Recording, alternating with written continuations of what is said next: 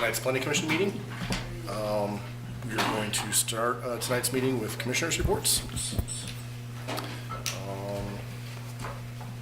Commissioner Ritka, are you, or should we start from? There we go. I'm happy to begin. Let's see, there were a couple, 3 meetings that I participated in since we last met. 2 of those meetings were with LUPEC, and the first meeting was in February, and that was led by, both conversations were led by VDOT. The first thing we talked about was just general regional coordination between the university, Ravenna,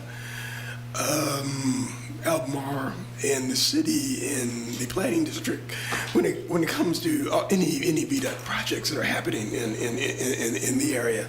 And I copied you guys on the presentation or the outline of that conversation, so you got that.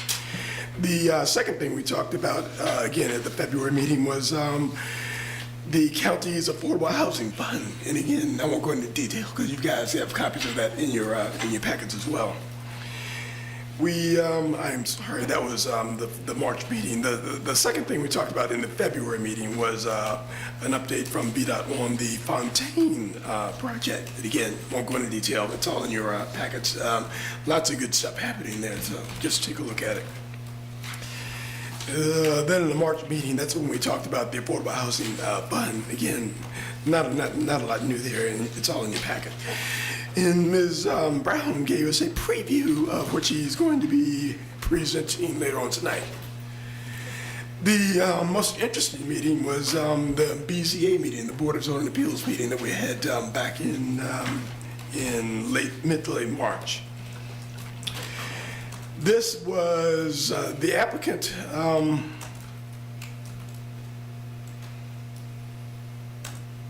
This was relating to the developer's ability to pay into the housing fund as opposed to put affordable housing on site if in fact a development project is deemed to be student housing. One of the criteria for it to be deemed to be student housing is that it's got to be within 0.5 miles of North and Central grounds. In this case, the gating factor was that little pocket park that you guys may be familiar with. I think Clark statue was at the pocket park. That's Clark. It's right across from the Battle Building, right across from the Graduate. And the real question was: is the pocket park a part of the central grounds? If in fact it is a part of the central grounds, then the project in question, which is located in Mr. Schwartz, I think you're familiar with this, was at 211 5th Street, Southwest. And I think that project has been before the bar, and the bar rejected the application. I think they're appealing to council now. So the debate was, is the parking part a part of central grounds? At the end of the day, we ruled in favor of the zoning administrator's opinion. He felt that the parking park was a part of the central grounds. But the ruling was a 2-2 ruling. When it's a tie, the tie goes to the zoning administrator. But the applicant then has the opportunity to appeal and bring it back. And on Thursday, they're going to come back to us, and hopefully we'll have 5 people there to vote and get a majority vote. But at the end of the day, it was a 4-4, 2-2 vote. Suggesting that we thought that the parking park was in fact a part of central grounds. So Thursday will be interesting. This was not a merit review. This was just a technical review, and the review, net of the review, is the parking park a part of central grounds.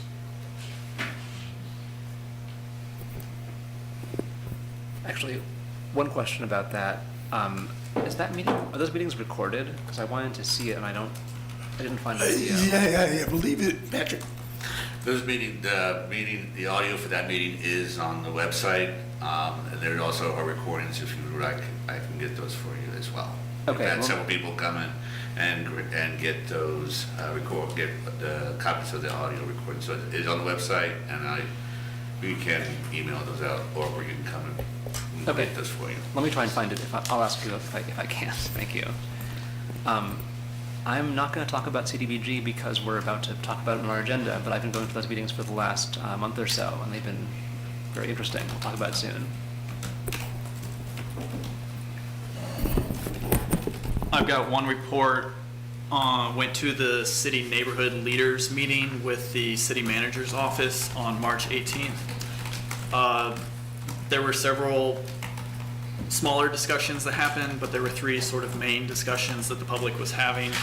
One was about, this was the first meeting since the large ice storm that we had, so there was questions from the public to the city manager's office about if they were going to update the ordinance to better clear sidewalks or something along those lines, just getting feedback from city managers on how to improve that process for future storms.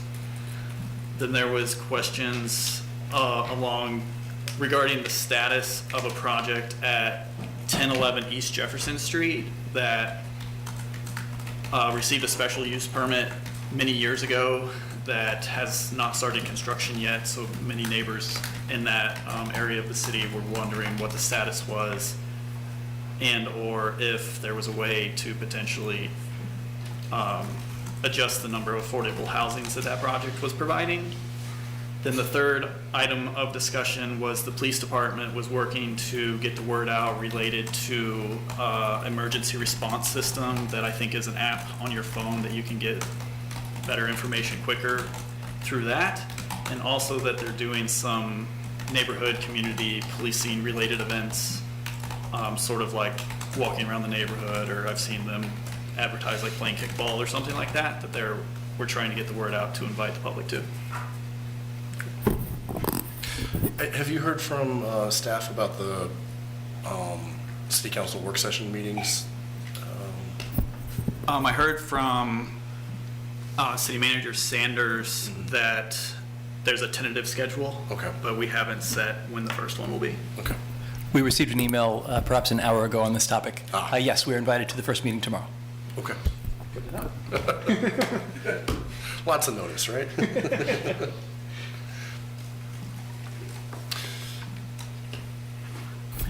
I'd like to offer an update on the legislative subcommittee.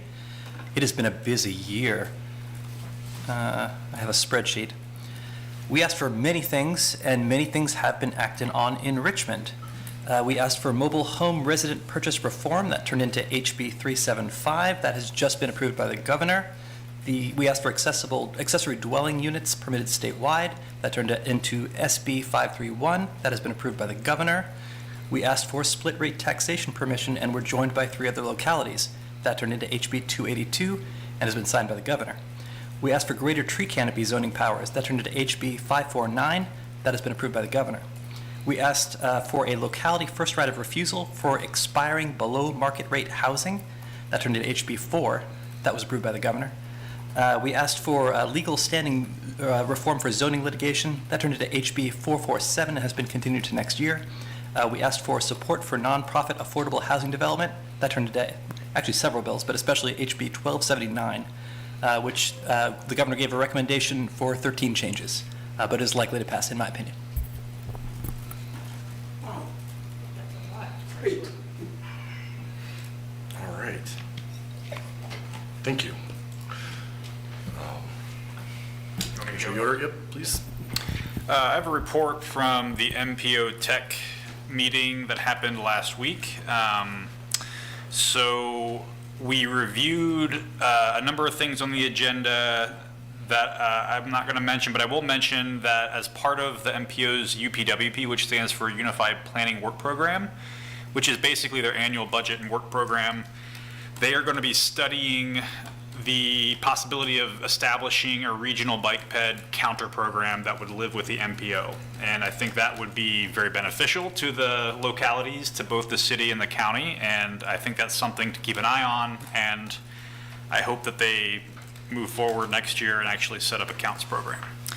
The main item that was discussed was our region's smart scale applications, which are due on August 1st. This is a state grant program for transportation projects that occurs every other year. And I would say my opinion, just in what I've seen so far, is that it's a program that isn't perfectly aligned with our goals and principles as a city in terms of our planning for what we want our future land use and transportation network to look like. But many people involved in this are trying to make the most out of it and get funds for projects that would, allow safer walking and biking and better transit access, et cetera. So the county is allowed to submit, the city, and then the MPO itself can submit smart scale applications. And the city's main application this year is going to be the Ridge McIntyre and West Main intersection project, which is something that I think kicked off a little while ago with some public outreach that was pretty exciting. But in this meeting, we basically had to make recommendations to the MPO Policy Board, which is made up of elected officials from the city and county, and then MPO staff as well, whether or not we should advance the city, counties, and MPO's projects. It was a unanimous vote on the city's projects and the county's projects, but there were split votes on the MPO's projects, which is, I think, a pretty unusual circumstance. So the 4 MPO projects that are currently in consideration: the I-64 5th Street interchange improvements, which is proposed to be a divergent diamond intersection with paths that go to the bridge but don't cross the bridge. The US 29, US 250 eastbound ramp extension at Barracks Road. It would extend the on or off ramp, but then it would add kind of a sort of a path on Barracks Road itself. The US 29, 250 southbound ramp extension at Old Ivy Road, and then an on-ramp extension at Old Ivy Road on the bypass as well. And these are the 2 projects that city staff wanted to, or moved to remove from recommending to the policy board. These are 2 projects that have no multimodal elements whatsoever. They're pure highway capacity projects. They were not identified in any of VDOT's kind of statewide analysis of safety need or even congestion need. It did come out of a 2024 pipeline study that looked at the entire area, and kind of the appendix had a bunch of different possible things you could do, and these 2 ramp extensions were there. The city staff moved to exclude these 2 projects, but the MPO and county staff disagreed, and so one of the ramp extensions, the on-ramp, is moving forward to the policy board. The off-ramp extension is being held because the county wants to look into other options, because they're interested in improvements to that movement, but maybe there's something else that could be done that isn't just a pure highway expansion. So those projects move on, and eventually our city council is going to weigh in on this, because they need to basically not approve but recommend these applications as well. That's it for me. I think my 2 reports have to do with the tree commission, and I think you all received the state of the forest from the chair. The main thing, which I think they're going to present it, well, I'll go. If anyone else wants to join the city council on April 20th at 6:30, is their slot for presenting it to council. It's like a annual thing that they do. It has in it recommendations, things that kind of pertain to planning commission. They're interested in site plan checklists or brochures or things having to do with tree preservation from the beginning, right when someone comes in the door. Having a tree preservation plan with an arborist, checking into it. And then some of these things are already in place, but kind of stronger enforcement of tree removal. Some talk about stormwater fees and incentives for tree preservations. And then, as you can see, the rest of if you look at the report, the rest of it is kind of more like how many trees were planted here, where, kind of a statistics piece. So that is a major piece of work for that body that did a lot of work on that. And then I was with Parks and Rec yesterday. We had a report from a UVA class looking at Riverside Park, mainly parking and accessibility, so that was interesting. And then previously I'd heard about trails and kind of just like where are the pieces being watched to connect, where we need to connect our trails. And then there's some talk about the rules around the garden plots that are being amended, but they're already in place for this year, so we're getting feedback now to if there will be changes till next year. All right, well, from the university, I have two exciting bits of information. The first is the opening of the Center for Politics. So that is a contextual addition to the Montesano House. It's about 5,000 square feet, flexible convening space that can host events for 200 to 400 people. They had their ribbon cutting last Friday, April 10th. And then one thing of note is that to access that facility, there is part of the project was the creation of a new dedicated access road from Leonard Sandridge. So you access it from the north. Historically, you would go on Old Ivy through that tough trestle. So that has now been vacated, so you can no longer access that facility. So with the higher density of event attendees, that will not bring added congestion to Old Ivy. Now, going over to the Virginia Guest House Hotel and Conference Center, so that is officially open. It opened last week. That's 223,000 gross square feet, 214 rooms. There's over 25,000 net assignable square feet of IACC certified conference space, which is the International Association of Conference Centers, and we are the only facility in Central Virginia that has that certification. The ballroom, its largest space, can hold just under 1,000 guests, and there's 3 public destinations for dining if you're interested. There's a counter cafe, which is kind of a grab and go, coffee and lunch place. There's the Poplar, which is the main restaurant that does breakfast, lunch, and dinner. And there's the Perch, which is a rooftop amenity with really nice views. That soft opening, again, was last week, and the ribbon cutting will be on April 29th. So 2 completed projects. All right. Last month at the BAR, it was a pretty simple meeting. I think the only thing of interest was some infill development in the Oakhurst Gildersleeve neighborhood, which is the little tiny chunk of housing right next to the South Lawn. And it was a developer trying to squeeze in a maximum number of units on some parcels down there.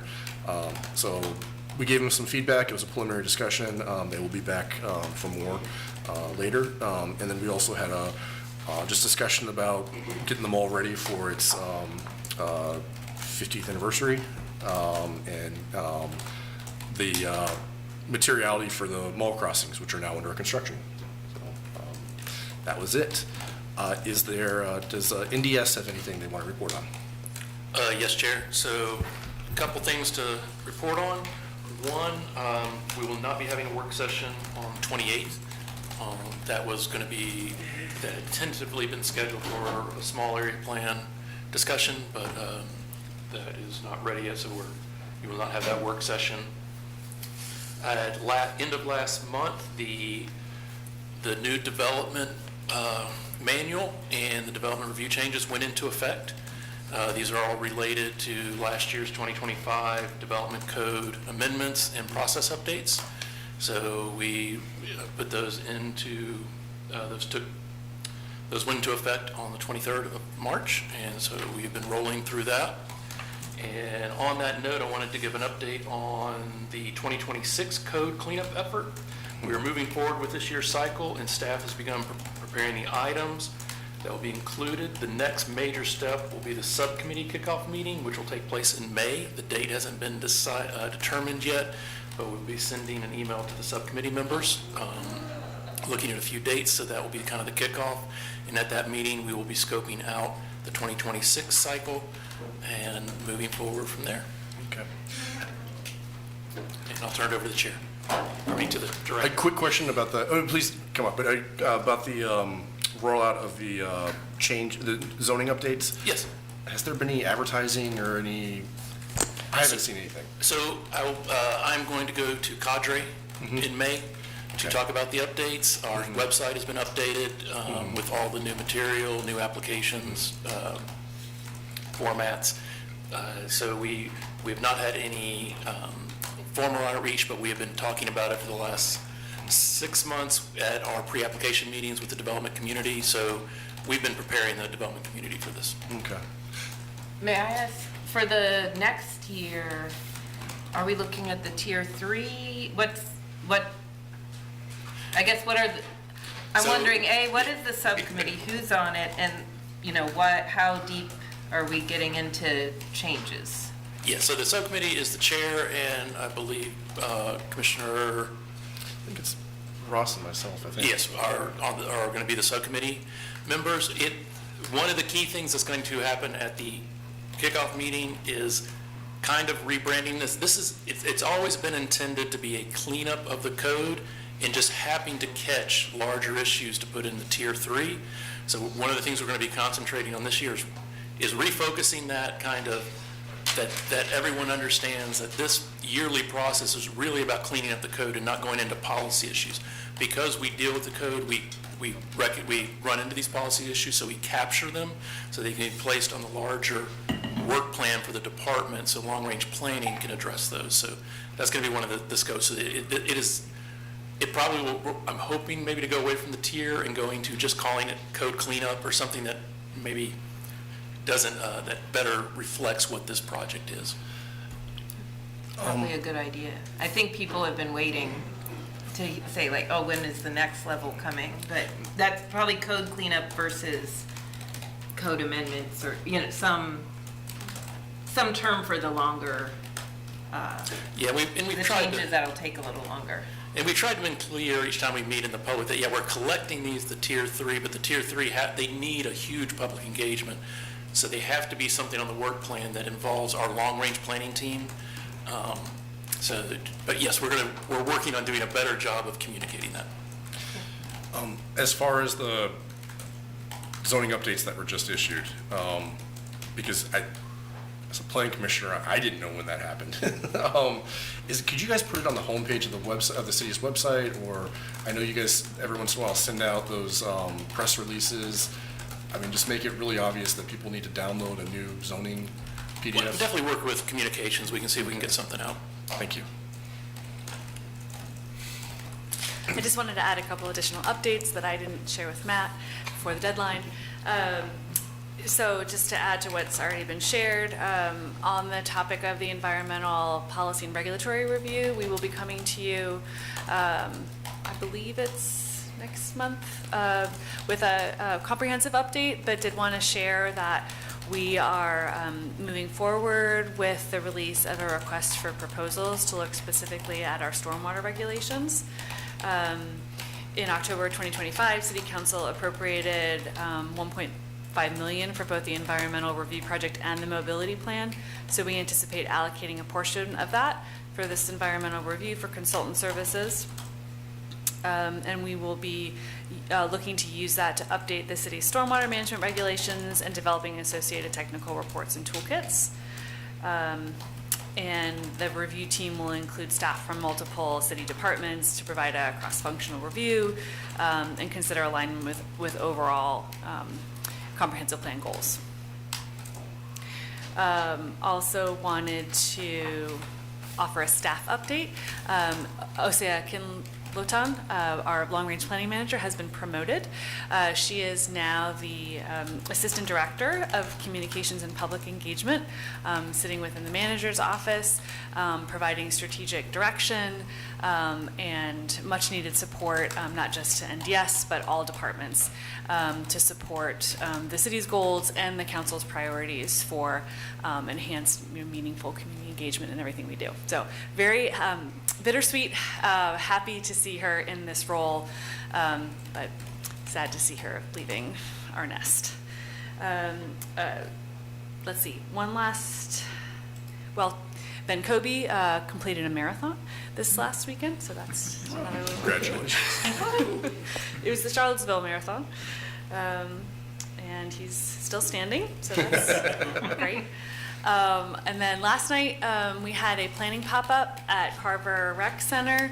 The focus of it was to collect community feedback on conceptual options for a repaving plan for Rose Hill, restriping plans that will address safety and connectivity needs, slow speed limits.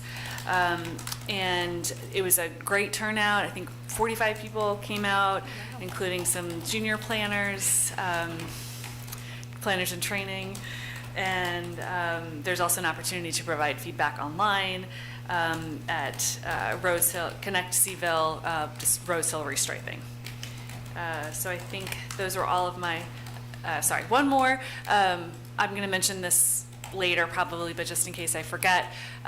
In terms of upcoming council work sessions, we will be presenting to council on our recommendations and findings for the accessory dwelling, affordable dwelling unit manual, student housing regulations, April 20th. And then our short-term rental study will providing an update to council consistent with what we shared with you. April 18th is the date for that. So tune in, and I think that's it for me. Thanks. You said April 20th and then April 18th? I might have, but I meant to say May. Okay. May 18th, sorry. Thank you.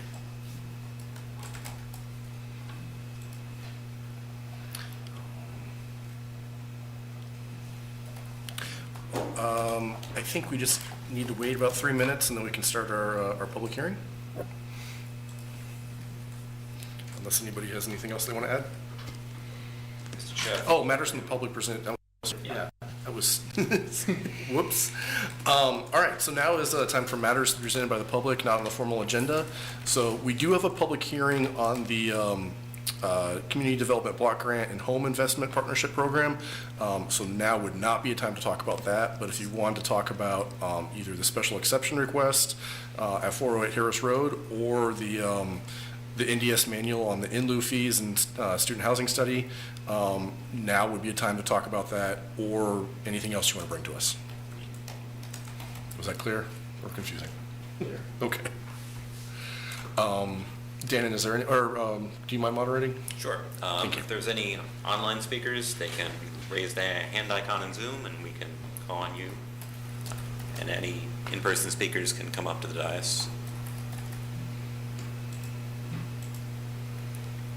Mr. Chair, I see no raised hands. All right.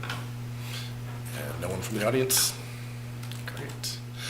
All right. Mr. Chair, I'd like to recommend that we approve the consent agenda. Is there a second? I'll second that. I don't know if we need to call. All in favor? Aye. Any opposed? Any abstained? No. Okay. So the consent agenda passes, which is our minutes from November 12th, 25th, and December 9th. All right. Now we just give it a minute and we will start our public hearing. Unless I forget anything else. It's all sitting in front of me. This is not a...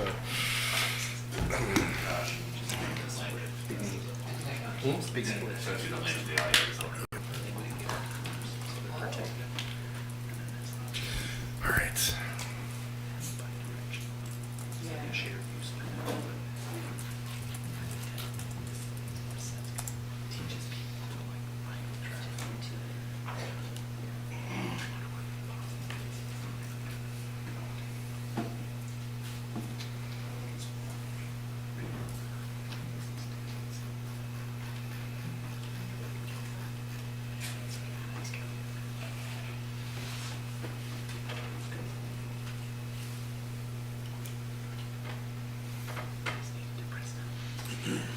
All right, looks like it's 6 o'clock.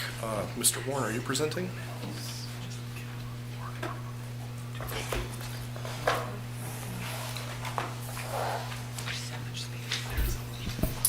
Commissioners, good evening. Thank you for giving me this opportunity to come and talk about a little small portion of the city's work to develop our community. As you know, our city participates in both the Community Development Block Grants and the Home Investment Partnerships programs offered by the United States Department of Housing and Urban Development. And as part of that participation, we're required to develop an annual action plan that kind of outlines what we're going to do to try to meet a number of important goals, meet HUD national objectives, and to show that we are deserving of continued participation in the program.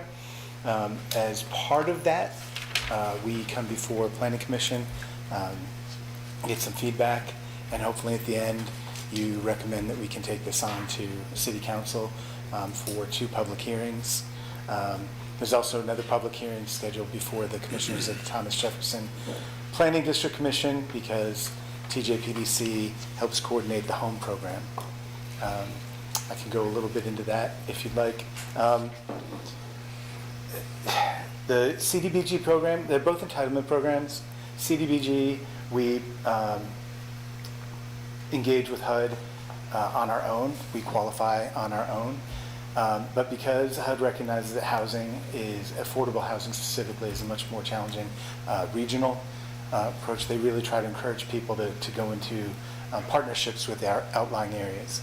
So for a number of years, we have participated in what is called the Thomas Jefferson Home Consortium. It is a 6-member partnership between the city of Charlottesville and the counties of Albemarle, Fluvanna, Greene, Louisa, and Nelson, which means that we come together a variety of times in kind of a regional housing leaders meeting, try to support efforts among all the partners, try to lend support where we can to each member, and most importantly, we share part of the money that HUD allocates to that program. I can go into that little bit of the funding breakdown later, but just a really quick overview. Next slide. So as part of the process, every year, knock on wood, the Department of Housing and Urban Development says we are going to put this much money into this program. It's originally appropriated by Congress, and then it's a pass-through on a formula basis. Each year, we open an application window, request for proposals. This year, it ran from January 7 to February 7. We try to advertise it widely. We try to let all the different nonprofit groups in the area know kind of what's going on. Very proud to say that we have a first-time applicant that was recommended for funding this year. So we're kind of expanding the pool of people that know about the program and that can hopefully do good work in our community. So we open up the window and provide pre-application workshops for people. I want to thank members of the Planning Commission for giving us some really important feedback, which is to emphasize the restriction placed on a certain category of activities in the Community Development Block Grant Program, the public service activities. And so by doing that, the applicant, who is a kind of a first-time applicant to the program and who's been recommended for funding under both programs, kind of took a look at what they were trying to do and split their application and applied under both programs and made it through. So that was really great feedback, and it has helped us hopefully develop a stronger site. Part of the difficult portion of this, as I've mentioned before, is that when we go into this process, we don't have any idea how much money we're going to get, if any. And so we start off by basing our kind of initial review on the awards that the allocations that we received in the prior year. Provided in the packet a summary of just the applications that were received between the two programs, and tried to break them down into the basically different categories that HUD has set up in terms of what kind of work you're allowed to do with those. And so you see those there. If you can go to the next slide, I think that's much more interesting.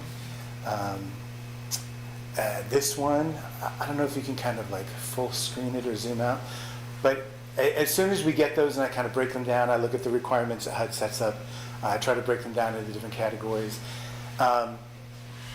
This analysis is based on, it's kind of tricky.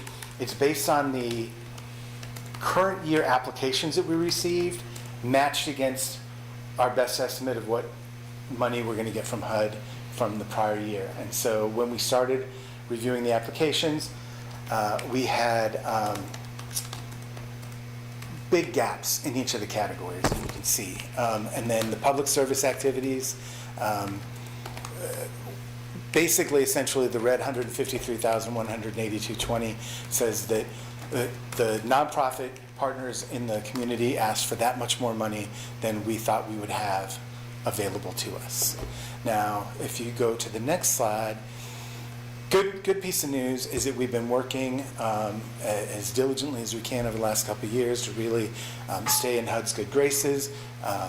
And based on congressional allocations, each of the programs is going to be seeing, it's anticipated to see increases in funding. And so, let me see here. We think that we are going to go from, that CDBG will increase 4.37%, an increase of about from 445,000 to 464,000. Not huge, but for the nonprofit groups that are going to receive that money, that's great. Under home, it's a larger anticipated increase at 7.79%, which sounds great, but really what that does is that just offsets the 7.5% reduction that we saw last year. So now we're roughly in line with the amount of funding that we had 2 years ago. We're getting the funding. We're all very happy about that. My job is to kind of prepare the applications, kind of do an internal review, and then hand them over to the members, the volunteer members of the task force. This year we welcomed a new representative from the Planning Commission, Commissioner Karp. He might be able to speak about that a little bit. That is a point at which I'm very glad that I'm not involved in those conversations. My job is to be an impartial servant, liaison between the members of the review team and the applicants. And so if they read the applications and they have questions, things that they feel they need to know more about, they come to me, they ask those questions, I go back to the applicants, and then I report word for word. I always do it by email, and then I report word for word what they send. We did that a couple times this year, and it was actually very helpful, I think, to the members of the review team, the information that we got back. And so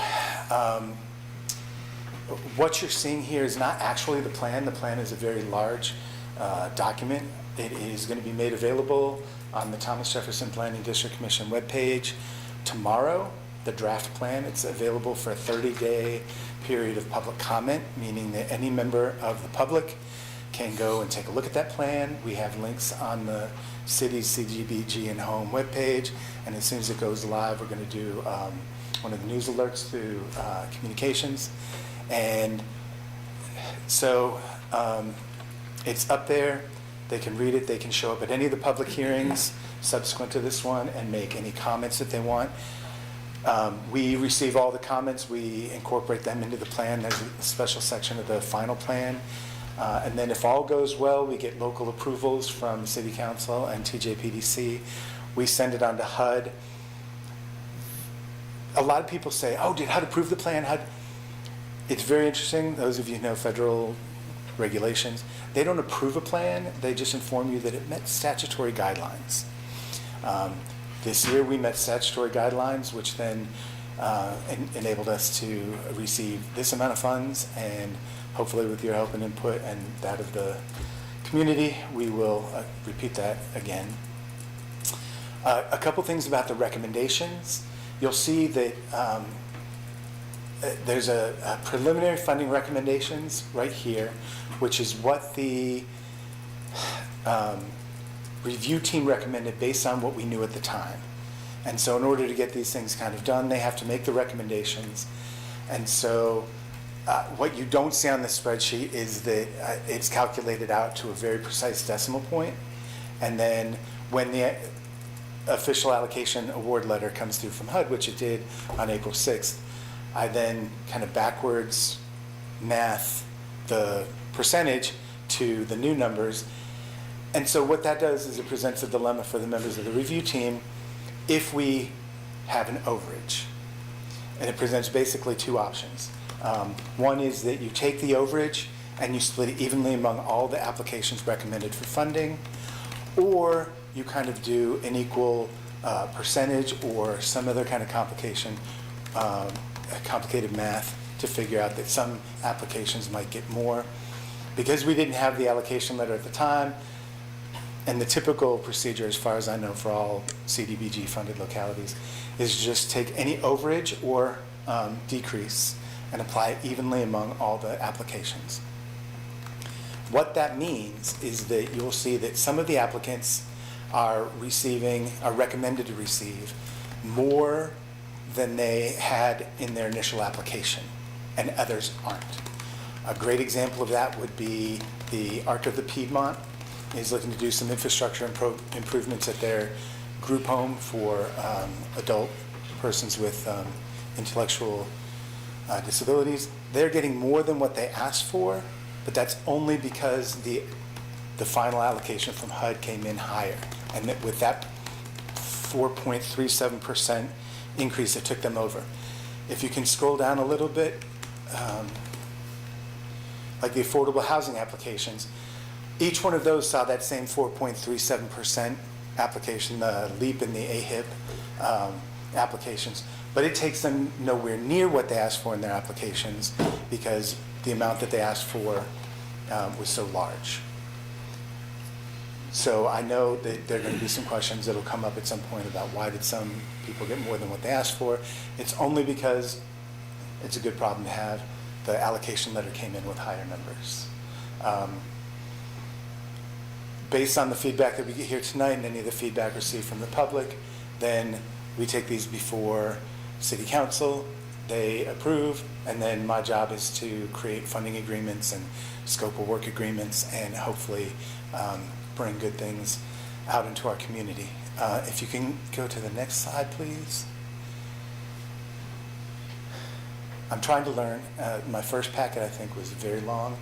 This one is just a brief timeline of kind of this. So we start in the prior year, publishing a consolidated notice of funding availability that kind of tells how much we anticipate. On January 5th, we started the application window, and I started meeting with prospective applicants, going through kind of what basically all we want to do is make sure that people know what they're applying for. In the past, we've gotten applications that were suitable for the home program, but under the CDBG program and under the vice versa.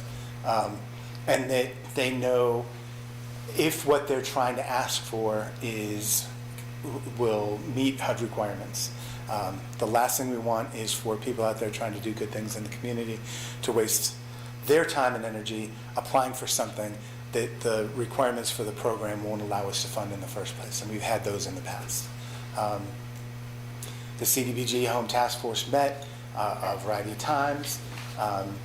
They finalized their funding recommendations, and then shortly thereafter, we received the HUD notice on April 6th, and now we have our public hearing, the public comment period. The electronic version is going to be available on the Thomas Jefferson Planning District Commission website. That's always been there. We'll have links on our webpage. If any members of the public want a written copy of the plan, all they have to do is contact any of the staff contacts or myself, and we can get them a printed copy. We had one person kind of inquire about that, and then when we talked about it, really all they wanted was to have it read to them.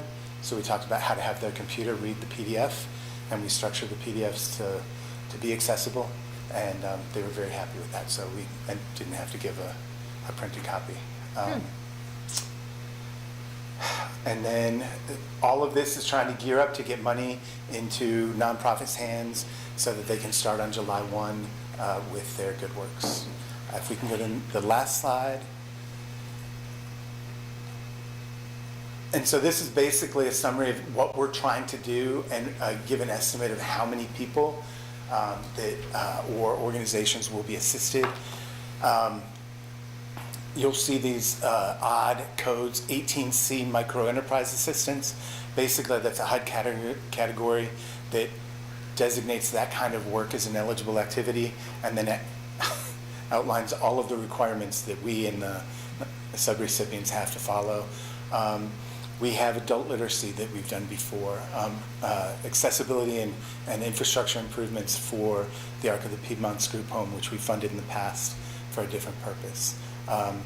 We have funding eviction diversion counseling this time. That was a really big priority for the members of the review team, and Then we're funding income eligible homeowner rehabilitations and energy efficiency upgrades through AHIP and LEAP, which we've done before.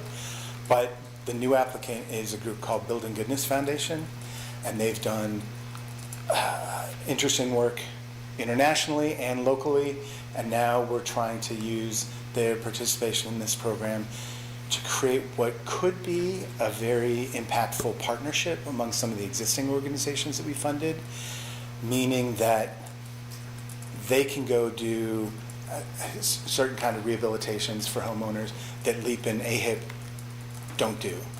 And so kind of provide a more comprehensive package. And then under the CDBG side, Building Goodness Foundation wants to take their expertise working with nonprofits that serve the populations that we're trying to help and use that to provide some kind of infrastructure improvements for those nonprofits. It's a little complicated because a lot of nonprofits are in buildings, operating buildings that they don't own, which makes it a little bit more complicated. But we're very excited to work with them. They've done a lot of work with child care centers, kind of rebuilding and rehabilitating their patios in the back to provide more shade for the little ones and to provide safer play spaces and those kind of things. So all in all, it was long, I think Commissioner Cobb can explain, long and difficult deliberations, but I think we have a strong slate of recommendations that we could. And with that, I'll make myself available for any questions. Planning Commission, questions, and again, questions first, and then we'll let the public talk. All right, I got a couple of questions. The redevelopment of our public housing stock, it's got a lot of really good momentum. And one of the main reasons it's going so well is because we really engage the residents. It looks like we zeroed out the request for resident-involved redevelopment. What was the thinking? Yes, that is exactly true. That was a particularly difficult deliberation, and part of that is the fact that with the advent of the new kind of funding stream that the city's offering for fundamental organizations, we really try to make sure that the other funding streams aren't doing duplicative work. And some of the scope of work that FAR does under the program that they've been funded for in the past falls under the scope of work for their designation as a fundamental organization. So if you look in the city manager's recommended budget for the coming year, FAR is slated for a significant increase in funds. So once we became aware of that and the fact that some of the work that they were funded under CDBG falls under the scope of work of this program, the members, if I'm capturing their sentiment correctly, kind of moved away from that and said, let's try to get money into these other programs. It's always a very difficult conversation. And every year that I've done this, the review team members walk away saying, I just wish we had enough money to give everybody. But largely in that case, it was the designation of FAR as a fundamental and the significant increase in money that they're going to see under the mayor's budget. But there was unanimous consent, I believe, that that's a worthy program to fund. The second question relates to the IRC. We've put a lot of energy in helping the Afghan refugees who moved to Charlottesville get integrated into our community, but looks like we're not looking to help fund that, at least not in this document. What was our thinking? So that brings up a point that I might have glossed over before, and I apologize. That kind of work, if you look under that, it falls under this public services activities category.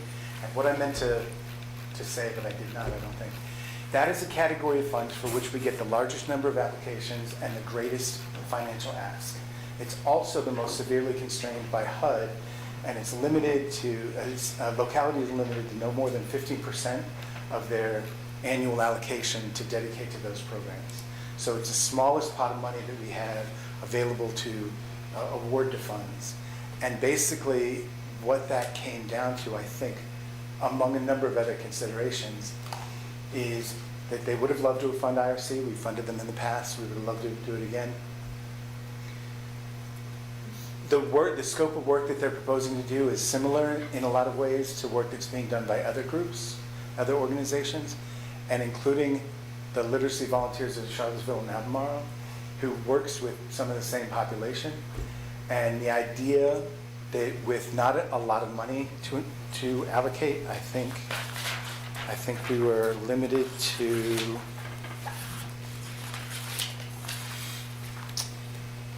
I think it was 66,000. If you could go, oh, well, we're away from the slides, never mind.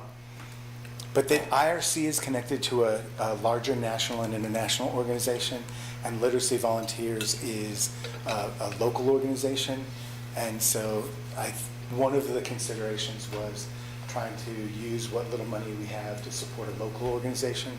They can't rely on a larger national. Not saying that IRC gets a lot of support. That wasn't something that any of us knew from the national organization, but when push came to shove, the idea was to try to keep that money as local as possible and award more money to LVCA. Thanks.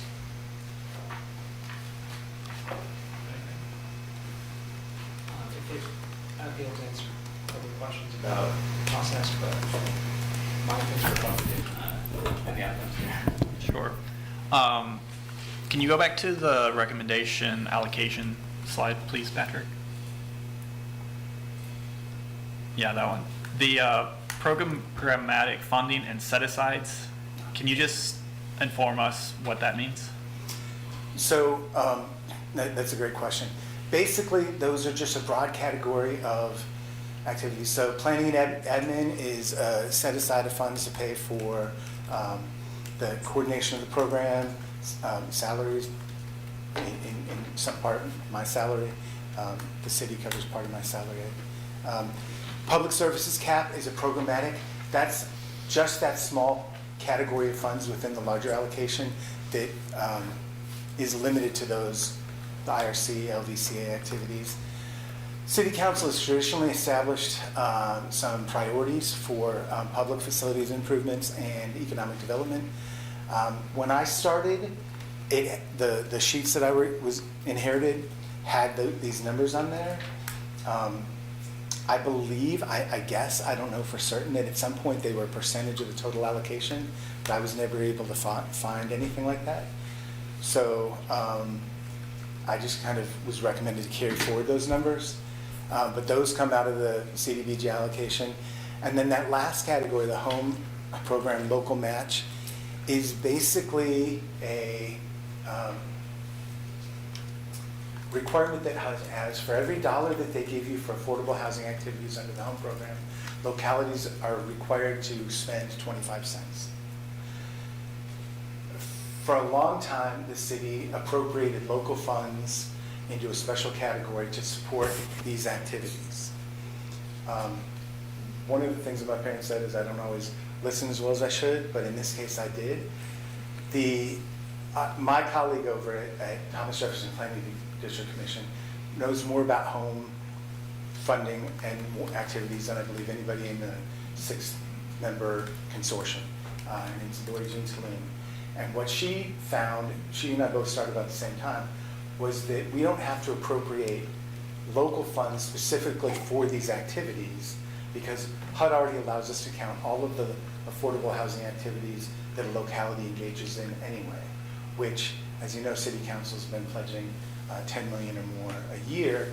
So basically what that means is that each year we have to record some affordable housing activity that's funded through local dollars with HUD, and then that covers the match.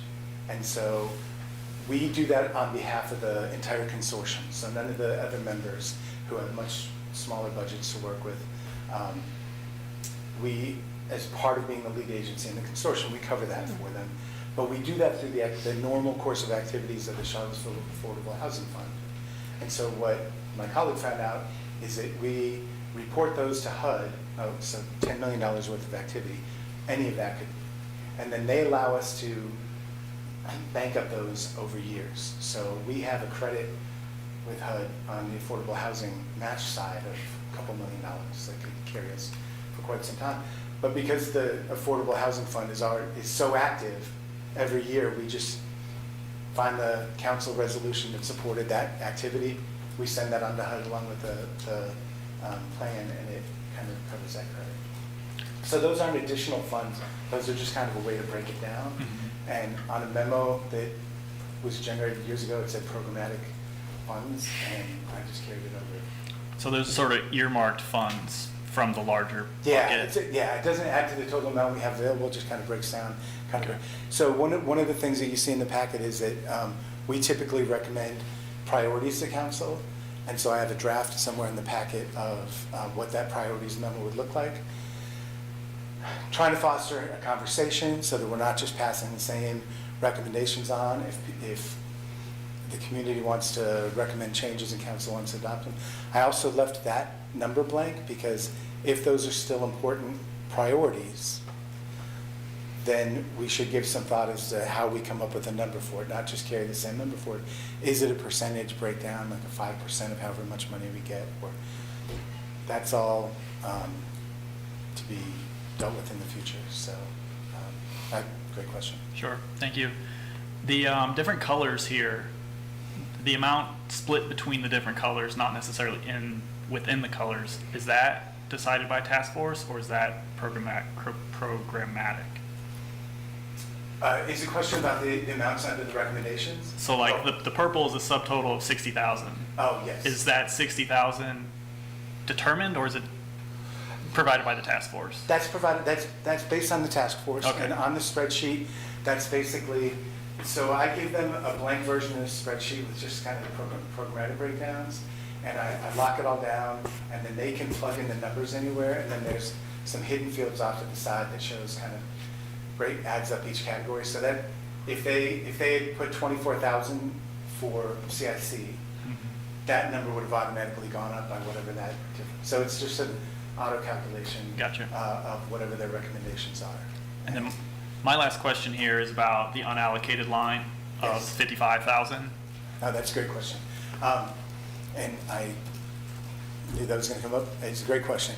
So basically, under the home program, so a tricky way to look at the home program is that the allocation letter is, so we get more funds under the home program. So for CDBG, we anticipate getting $464,924. But under the Home Investment Partnerships program, we anticipate getting $740,545. So people look at that number and they think, oh, we have a lot of money to spend. Well, TJPDC coordinates that program on behalf of the 6 members.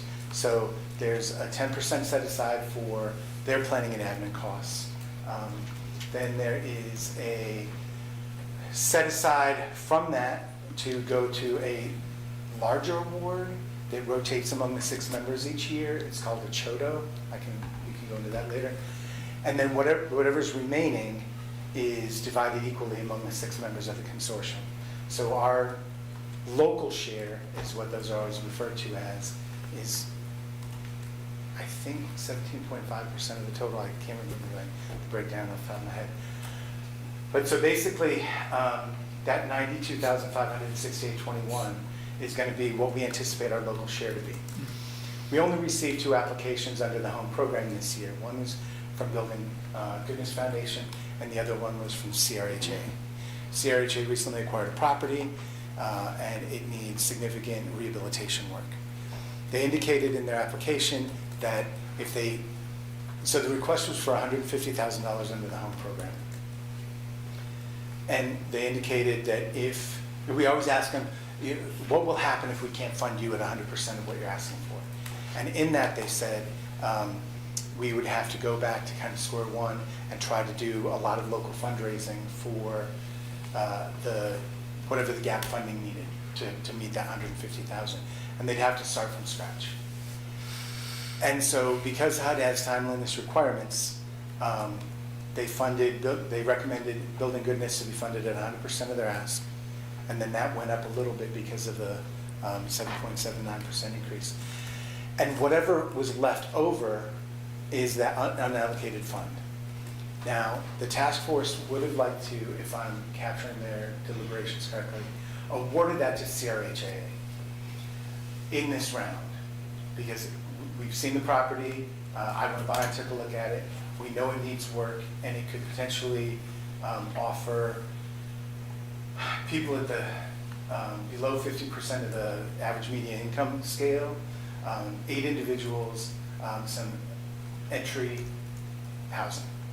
So it's an admirable goal, it's a great goal, but if they have to then raise $100,000, once we award that, it has, and it goes to HUD and they accept it, that starts the clock. And so the idea was, we just put that as unallocated, and then we can either go back to council at a later date with an application. CRHA can come back and say, hey, look, we know that there's this amount of money on the table, we've done some work on our end, and we think we have the funding stacked for the full $150,000, and then that money could be, awarded to them. Depending on how council approves it, that money could go to any group, or it could be held in reserve for CRHA if they come up with a plan that staff deems to be viable. So it's just kind of there. There are any number of projects that it could be applied to. I think that the review team's hope was that it could be used to kind of help CRHA develop a more actionable plan. One of the beautiful things about the CAF and the Vibrant Communities Fund is that they're local dollars, and so they're very flexible. Anytime we use the HUD funds, as soon as we award them, the clock starts ticking. And especially on the CDBG side, at the end of each program year, HUD does a calculation of how much money we have kind of in our, they call it a line of credit, how much money we have not spent of what they've given us. And if it is too large, if it doesn't meet their timeliness ratio, then we start to have a different conversation with HUD. Similar thing applies on the home side. I'm available, my colleague Lori Jean, anybody in the city is available to kind of work with CRHA to try to come up with a plan, because that property could provide benefit to the community. It's a worthy plan. They indicated that if they didn't get the full $150,000, so I went back and I looked at all the years of the home program, and I think one year our local share was $147,000, but that was about 20 years ago, and then it's never been really close since. So the review team started off not being able to fund them fully, and that's why it's kind of sitting there right now. Thank you. I have a couple questions. The $55,000 unallocated, could that be used to supplement the Charlottesville Affordable Housing Fund, or could that be used in that process in some way, in a helpful way? I do worry about the clock adding complications and problems, but it is money. Yes. The short answer is yes. Now, it can't supplement local funds because HUD is very clear that they're trying to give us money to do additional things in the community that we wouldn't be able to do. But could it go to support a project? Yes. That is exciting. Especially if it increases what that project is able to do. Okay. In case someone on the fly made a spreadsheet looking at ways to reallocate, assuming that people who ask for a certain amount of money should only get that certain amount of money and not extra bonus money, would it be possible to keep funding to what is asked for and then move money to LEAP, AHIP, and I've got CIC without problems? I can share with you I call it the sandbox, the spreadsheet that I kind of created. I can unlock it, share it with you, and then you can kind of look at those kind of funding recommendations. And then there are 2 little boxes that are kind of hidden off to the side that show you how much is available to, in HUD terminology, funds that are available to commit is the money that you have to work with. So I'd be more than happy to share that. But if there were, say, a proposal made tonight for recommendation for council, and the recommendation was to hold requests at the levels requested, and then to add the balance to the 3 organizations named who are not meeting their requests. Am I correct that would not break CDBG rules? No, what were I'm sorry, can you go back? What were the three, AHIP, LEAP, and Building Goodness? No. CIC. Oh, CSC. So if I understand correctly, you're saying the recommendation could be to hold all of the organizations that applied, that are recommended for funding, at what they asked for in their application, and then divide, yeah, right? I mean, you guys have the power to make whatever recommendations you want to council. But that would not make CDBG angry at, or HUD angry at us. Thank you. As long as we don't, was any of the Well- public service category? No. Yeah, Okay, so, yeah, yeah. I heard it was CIC. And so the work, like, you guys have the authority to do that. I will say that the work that CIC does is pretty rare for a city of our size. To have a CDFI, like a Treasury designated community development financial institution in our community for a city of our size is rare. And if you've been over to the Saturday market, right, and gotten any of the food, a lot of those people came through CIC workshops. The Beacon Commercial Kitchen, which is thriving, like I can't even begin to say how impressed I am with what they've done. A lot of the people who are in there preparing food and a lot of the people who came up with the idea came out of CIC partnerships. So I'm not allowed to have input on any of the recommendations, but you guys have far more enough within your purview to make that recommendation to council if you like. Any questions? Just one clarifying question. On the programmatic funding and set aside, so the two council priorities that are 89,000 each, are those funds that are actually set aside and council's going to determine, or have they been allocated in this process already? That is a great question. When I started December 7th, 2022. That's one of the questions that I asked because it was in there all the time. And nobody really knew kind of where the numbers came from. A lot of the people who were involved at the time were gone. And we don't always get applications up to that level. So the approach that's been adopted by the review teams that I've been working with has been to try to get to that goal. Okay. But if you can't reach that goal, then we just specify that in the notes that go to city council. Yeah. Okay, that's what I thought, but I just want to make sure. I think, and what I've been told is that part of that incentive for the public facilities infrastructure came from when the program was trying to do things like sidewalk improvements and things in areas that typically get that kind of work. And one of the problems that you came up with was that timeliness requirement comes in. Like, this money really needs to go into a project, especially on the CDBG side, into a shovel-ready project that's already been through permitting, that already has NDS approval. That's why, like, a couple of years ago, we were able to invest 89,000 or so into this emergency that was encountered by Beacon Commercial Kitchen while they were digging up their pipes. And we had that money aside. They had already been through permitting. They had already been through all the site plan review and development. Their contractor dug up the connections to the municipal line, and they were in bad shape and they were too small. And so they needed about $90,000 to replace that. And because we had the money available in that set aside for the public facilities and infrastructure, we hadn't gotten an application. And they had all the permitting in place, they had all the approvals. We were able to do a really quick injection of those funds. And their contractor didn't even have to really stop work.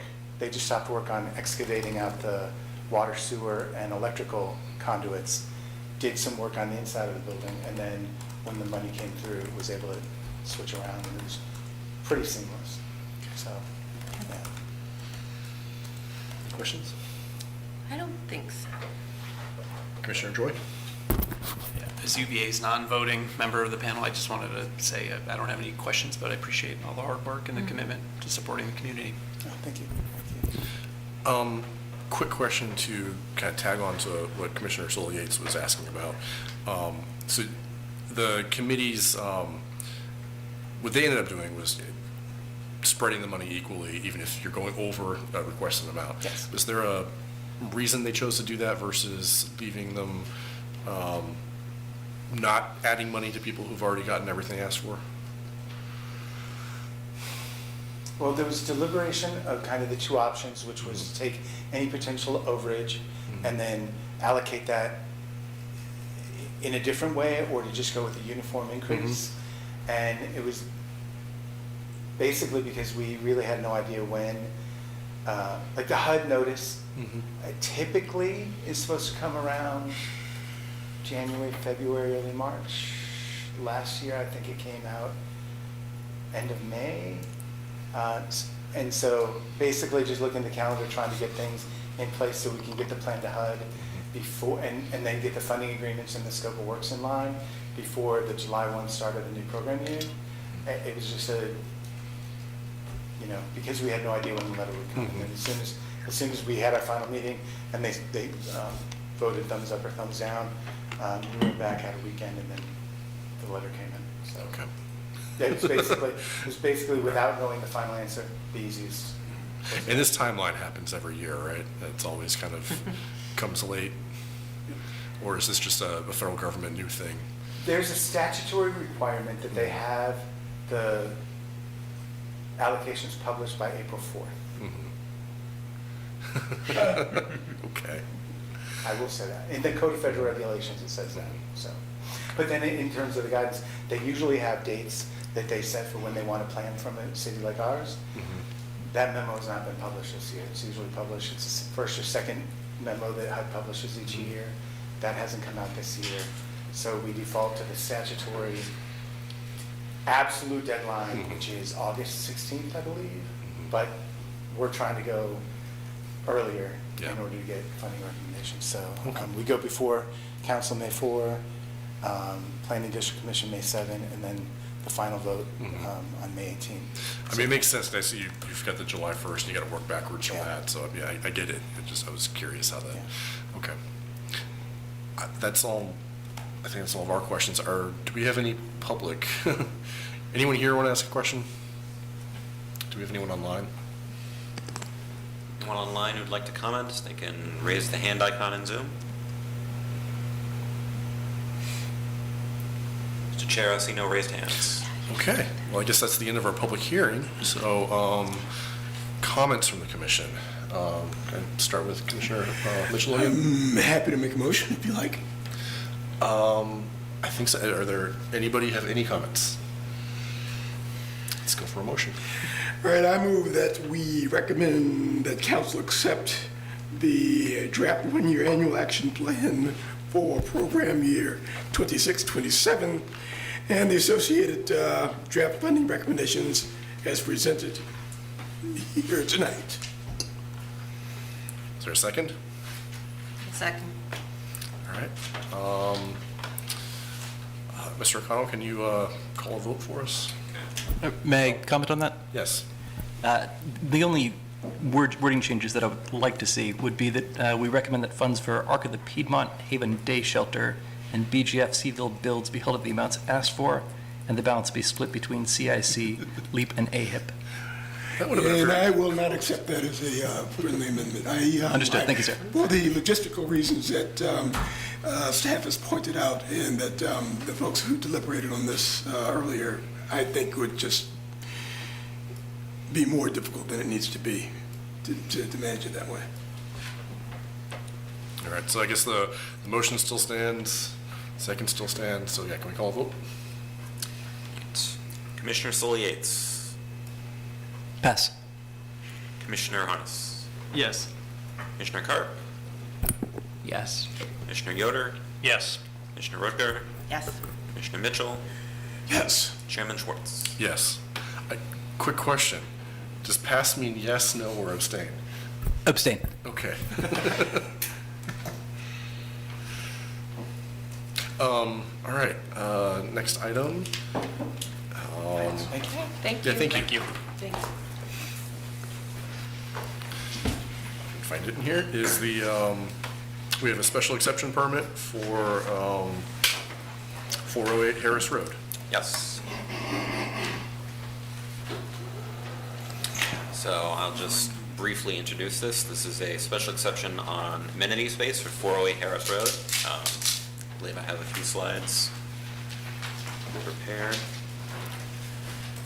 So you can go to the next slide. The property is zoned RB, as is most of Harris Road. There is a line of RC zoned townhomes adjacent to it. It's part of the Longwood PUD. There's also some civic zone areas there for the amenity space for that PUD development. And Jackson Bayou Elementary School is off to the east. The area is mostly designated medium intensity residential, which includes townhomes and duplexes and things like that. So the next slide just has the applicant's exhibit. So this is a 6 sublot proposal, so 6 residential dwellings in 3 duplex units with side-facing garages, and the applicant would like to use the green highlighted areas, which are basically very small grassed front yards, as the amenity space as required by the code. So the final slide just has the request. In order to make this happen, we would need to reduce the required amenity space per lot, which stands at 10%, and reduce the minimum amenity space dimensions, because the code requires each area to be a minimum of 400 square feet with horizontal dimensions of at least 10 feet. Staff did not recommend approval of this, and the reasons were included in your staff report, but if approved, we would not recommend any conditions be placed on the permit. So, happy to take any questions that you have. The right-of-way configuration, Yes. is that at the heart of the problem? Or is it the application, is it the applicant's design? The applicant is suggesting that the right-of-way configuration is the problem and not their design. The existing right-of-way, there is curb and a sidewalk, and I believe the applicant is reconfiguring a bit. They did approach us earlier asking if right-of-way could be purchased from the city, and engineering and utilities discussed that and kind of shot that down, saying it was basically more trouble than it's worth regarding the configuration and maintenance of the utilities that are already there and that are proposed to be there. There is some grassed area that's within the right-of-way currently, but that can't be used as amenity space because of the way the code is written. The code specifies that an amenity space has to be on a lot and not part of the right-of-way. So the applicant would have a really, it would be difficult for them to redesign this thing to meet their general objectives because of the right-of-way. I mean, I'm just trying to understand, is the right-of-way really the heart of the problem? Or is there more? Is there something I'm missing? Might want to defer to the applicant regarding the specifics of the design. And the applicant will have a chance to speak in a minute. I mean, and they might be able to speak to that, but I would leave it just to clarifying questions right now and then give the applicant a chance to give their presentation. Yep, sorry, I should have. I know, it's a question. I know, and I didn't guide that very well. Yeah, if you would like to present, I'm sorry. Yeah, I'd like to just give a quick introduction, a little history. I'm Richard Spurzum, Neighborhood Properties. I started investing in Charlottesville 45 years ago. During that time, I've developed 200 single-family detached and attached lots in the city, 198 of which have houses on them at this point. It's not quite the number of that Southern Development has done at 630, but 200 is a lot. We've been working on this little parcel for about 11 or 12 years at this point. We first thought about adding it to the PUD for Longwood, but somewhere along the line, the acreage requirements for PUDs increased, and we weren't able to do that. We then looked at applying for a special use permit to get additional density here. That didn't really quite work out, so when the new zoning code came into effect, we started to go down that road. We've gone through various different things. I'm a little bit surprised that staff didn't recommend approval of this, since they're the ones that suggested we go down this route and not go through the purchase of the right-of-way route, which we were pretty far down along that road, excuse the pun.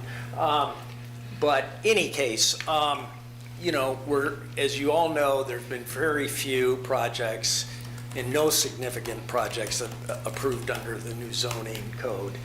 There's lots of little parts of it that need to be worked out, clarified. That's the whole point of, you know, you're redoing the code thing. We've tried to work with this. We're just trying to produce townhouses that are just like the adjoining development, Longwood, which was 43 townhouses, and which, of course, it adjoins Flint Hill, which is now under construction, and that was all approved. So this is the great place for this. It's just 6 little lots. My engineering planning costs are over $40,000 on this little exercise already. So, yeah, I'll let Dustin get into the specifics. But again, we're just trying to work with what the code is, trying to get 6 lots of housing that this community needs.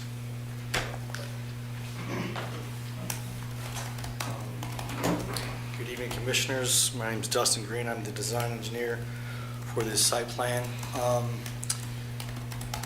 just want to discuss this. So, the minimum amenity space requirement. This infill site is approximately about 8,900 square feet. So it's a tight space.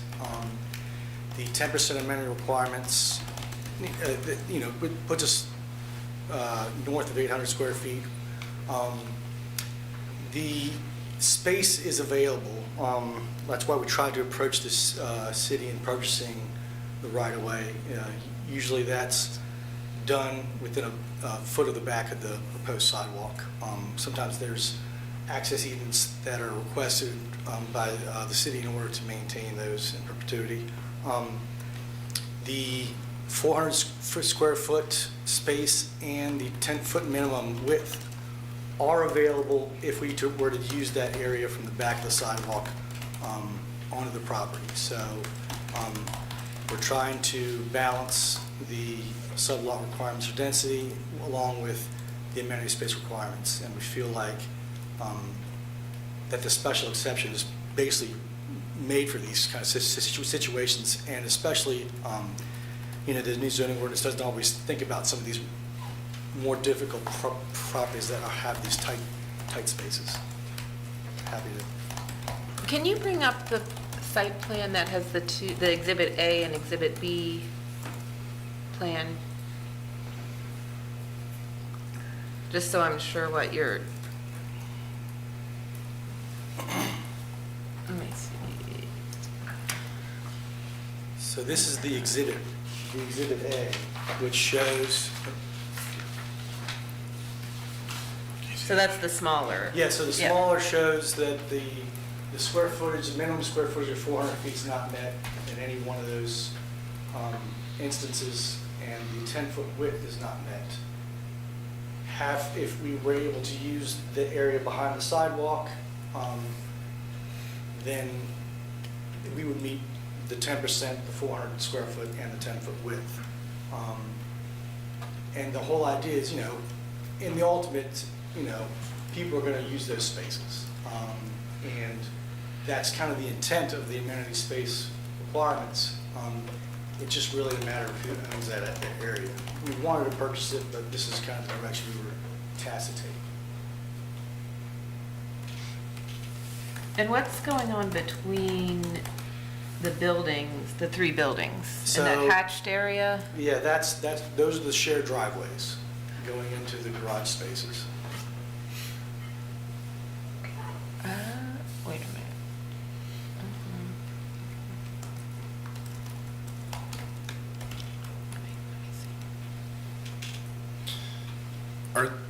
Are these lots, other than this amenity space? Are they meeting all the other requirements of the code? Like, is Yes. the I tree think coverage? We are at, we have not Oh, I received see.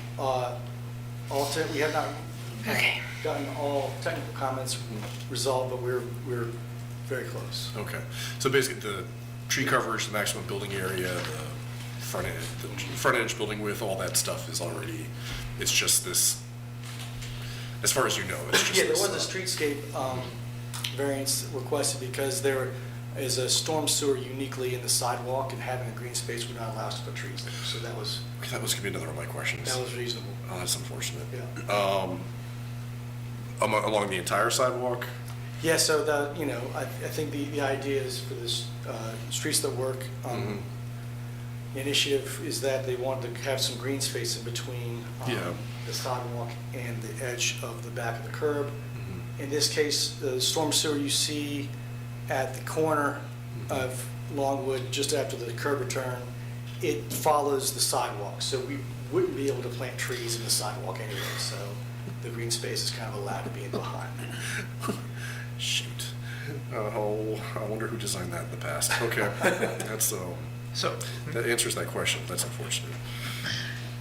Can I just ask a clarifying question on that? So you're saying that there's a stormwater facility under what's currently a green strip between the sidewalk? No, there's a storm sewer. Storm sewer. Drainage pipe. You can see it up there, kind of, there's right at Longwood. Yeah, right Yeah, here. right there. So that follows, so that's the top of the drainage Right. area. So it does follow underneath the sidewalk, all the way down. That's kind of where we're tapping. in. Okay, okay. That sucks. Okay. Any other questions? Yeah. Okay, You wanna- no, please. you asked the first question. Well, that's the question I was going to ask. I haven't gotten an answer. Well, I have a similar question. Great, go, you are. Can you describe these 6 homes that you envision being on the plot? I gather that they're townhomes with a garage on the ground floor. Can you describe the rest of them at all? You want to describe it? You need to understand the architectural. Well, yeah, I mean, they're basically just townhouses like exist directly adjacent. They're, the first level is a garage, and then you go up to have two levels above that. And so, yeah, you're going in that little driveway where you see those little islands, and you're turning into the garages. Do you know off the top of your head how wide they're proposed to be? Are they 20-foot? 20-foot, right? Okay, so if I'm not mistaken, the townhomes in Longwood front the street. Or front the parking lot, if you will. Well, yeah, the one that this is adjacent to has a private courtyard that it fronts. Yeah. I guess my question is there something driving like sublot 6, 5, 4, and 3 from not facing Oh, yeah, the street? because the zoning doesn't allow you to face the street. Great.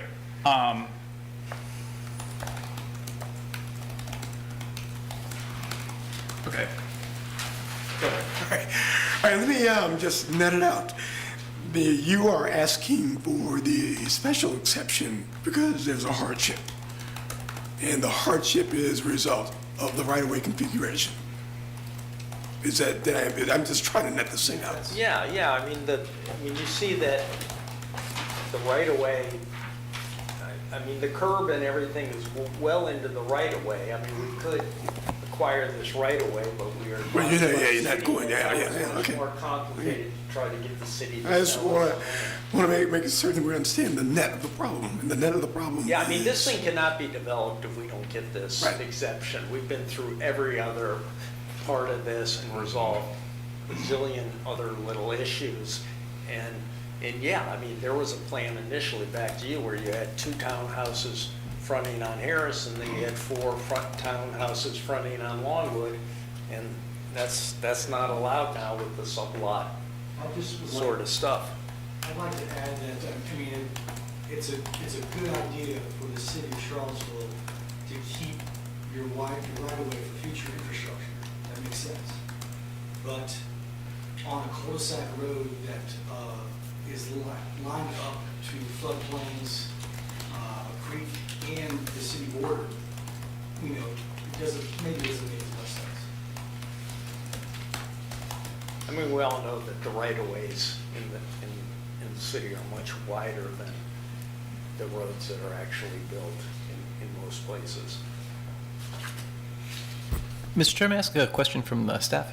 Yeah. I emailed recently asking about our plans for Longwood. We aren't, the applicant is asserting that we are not planning a major highway through the area. Can you Correct. confirm that? Yes. Okay. Any other questions, or should we move on to comments? Well, I guess we can ask questions again, but yeah, any comments? I can start with either side, or, I guess yeah. So if I understand correctly, the main issue is that the amenity space exists in the real world. It just doesn't. It belongs in the city right of way. But if you're walking down the sidewalk, you can't tell that, right? So if we were to grant this, I think the main concern would be in the future the city wants to come through and widen it, and then that amenity space no longer meets requirements. That to me seems like the main risk to approving the special exception. Okay. Yes, sir. The other risk that might come along with it, not endorsing this one way or another, is the precedent that it sets for amenity space, including land that's not on the lot. I have some thoughts on that. All right, I'm just gonna jump in. I guess I'm not sure I fully understand this whole amenity space requirement that we have in the zoning code. I have to admit that I remember it being part of apartment buildings. If I realized it was part of RA, RB, RC, I feel like I would have made a much bigger stink about it when we were writing the draft of our zoning code. We have public parks for a reason, and I feel like this amenity space, a 10-foot planted strip is, I'm not sure what that is as an amenity space. You can't, throw a ball in that space. There could be trees there, or there could be bushes. Is that enough room to put like a little playhouse? Do we want to see that on our city right away? I feel like these driveways are actually going to be where, if these people have kids, the kids are going to be playing in the driveways, or if they want to throw a ball, they're just going to walk out in the street because there's not much traffic. It feels like a very odd requirement of our zoning code, and I'd really like to see it added to our list of items we want to review with the zoning code, as to whether it needs to be there. So the staff report cites providing, let's see, what was the quote that you pulled out of there? To ensure adequate recreation and open space area for occupants, and to ensure such spaces are accessible, usable, and safe. And then there was another line that wasn't included, which was encouraging projects to provide high-quality, pedestrian-oriented, and publicly accessible gathering spaces along streetscapes. Could I just add a clarifying thing? Yeah. My understanding is, when I asked this question of the planners and my engineer, we're gonna have decks on these. Those are amenity spaces, but they're only for the tenants of that unit. Right. So this amenity requirement is apparently only for a space for people to gather in a public space. As you said, people can gather in the driveway, but you're officially on, that's only the amenity space for that occupant. So there is amenity space. Yeah. Yeah. It's better for a bigger development that has a big top lot, or a playground, or a swimming pool, or tennis court, that is a real amenity space that can be used for everyone in the community. The fact that these 6 people would come out and gather on the strip of grass, whether it's 400 feet or 800 feet, and not just congregate on their own deck is a little bit absurd. That's kind of where I'm going with this. Oh, yeah. And can I ask just a quick question? Does the amenity space, because this isn't necessarily a space people would gather, because it's a strip. I mean, can you add up all this other, between the entries? I mean, there's some other space that could be counted if it needed to be counted, just to get by the requirement, but that's, given that this isn't necessarily like you're saying, like a Yeah, well, those are officially driveways, so we can't count those, but yes, if there was. But a along- block party, along you would Harris, have it in there's- You would have it on the driveway. Yeah, and along Harris, there's grass and tree, right, there's a buffer there too. So, yeah, I can speak to that. So Yeah. I think we were trying, Can you come to the microphone? oh, yeah, sorry. I think we were trying to use the side of the house spaces. I Yeah. particularly, I don't necessarily want people right in my front yard if I could avoid it. This is a space on the side. And not using all the little intricate parts is because of the 400 square foot and 10 foot wide requirements of the code. Just a thought, but Yeah, I think each one has to be more than 10 feet, which even if you wrapped around, Yeah. I don't. between those There two can't be students. any dimension smaller than 10 feet. I'd also like to point out that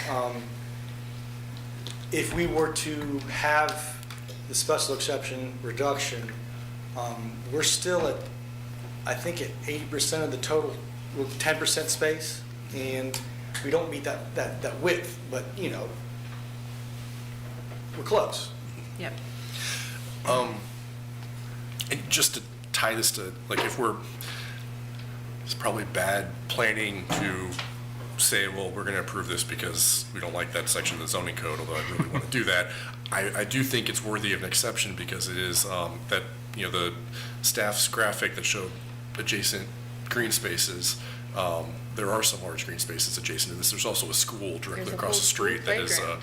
very, very large gathering space that I think would be a good reason to give this an exception. It also, the form of these buildings with the amount of green space that's there matches what's currently happening with the adjacent townhomes. So it seems to fit in that instance. If we were to pull these buildings 5 feet further from the street, I don't think it would, I don't think that would be necessary to then make it fit better with the neighborhood. If I may, I'm looking at the comprehensive plan. We use the word context 34 times. I especially like where we say in strategy 1.2, implement changes to the zoning ordinance needed to support community health and well-being, context-sensitive design, environmental protection, and climate change mitigation and preparedness. I think we must consider the context here. I agree, and I don't want to if too much, but, and if we were to look at this in the future, in terms of this, I think you're right, the context of this being almost across the street from a school with a playground gives, I feel like is a big plus for this. And maybe that's something, if we get into an amendment later, there could be something about, a radius or adjacent parks or something that could help alleviate some of the pressure there. I'm happy to make a motion if you like. Sure. Let's see, I move to recommend approval of special exemption permit, number PL 260030.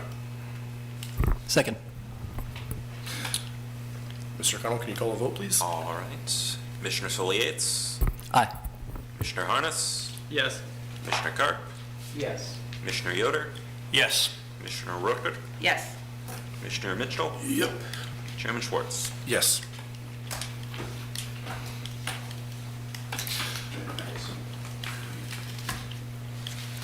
All right. Next up, we have our ADU manual in lieu fee study, or in lieu fee and student housing study. It's really hard to say. There have been several words today that have been hard to say. Doing a break? Oh, can we actually take 5 minutes? That'd be a great idea. Okay. It's 7:10 right now, so we'll reconvene at 7:15. Sorry, Kelly.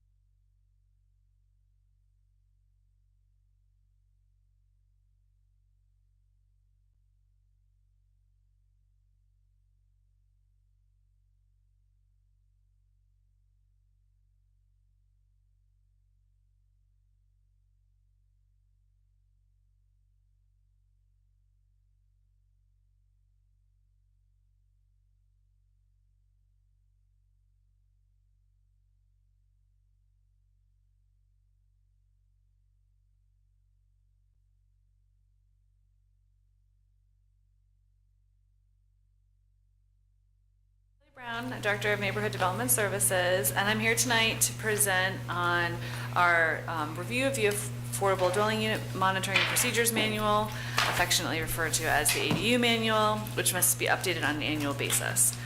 And the focus of this study this year is to determine if updates to affordable housing expectations for student housing and non-student housing and bonus height are appropriate to improve support for affordable housing goals of the comp plan, and address other concerns that have been raised with current policies specifically for student housing. The manual has not yet been reviewed nor updated since it was adopted in 2024. In November of 2025, staff contracted with 3TP Ventures to support this study, conducting research on practices of other jurisdictions, evaluating current policies, and studying the financial feasibility of potential changes. Staff has also been conducting and gathering community input to confirm policy goals and make sure we're headed in the right direction. Staff presented an overview of the scope of work for this effort to City Council in January of 2026, and I'm here tonight with Amanda Klepper from 3TP Ventures and Line and Grade to share key findings and potential updates for options for ADU manual updates. Just want to clarify that this is not an action item tonight, but rather an opportunity for commissioners to learn more about this research, ask questions, provide feedback and insights. And as I mentioned earlier, we will be sharing the same material with City Council next week, and so I look forward to being able to convey any Planning Commission feedback to them at that time. So with that, Amanda and I are going to tag team a little bit tonight on this presentation.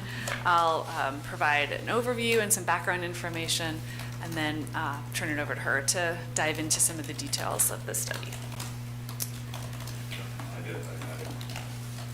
Oh, you're going to do it for me? Okay, thank you. Okay, so in terms of our agenda tonight, I'll present on the study background, purpose and scope, public engagement, goals and guiding principles, and am I doing this part? I'm trying to recall. The finding, well, someone will present on the study findings, findings from other jurisdictions, findings from the initial fee evaluation, feasibility impacts, and then our potential policy recommendations. Move forward.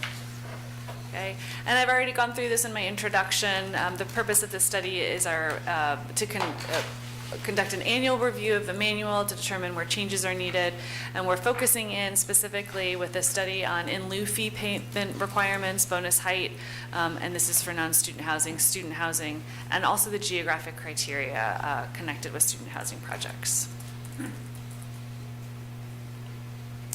So by way of background, this is a presentation of really what the current expectations are in the ADU manual and in the development code for affordable housing.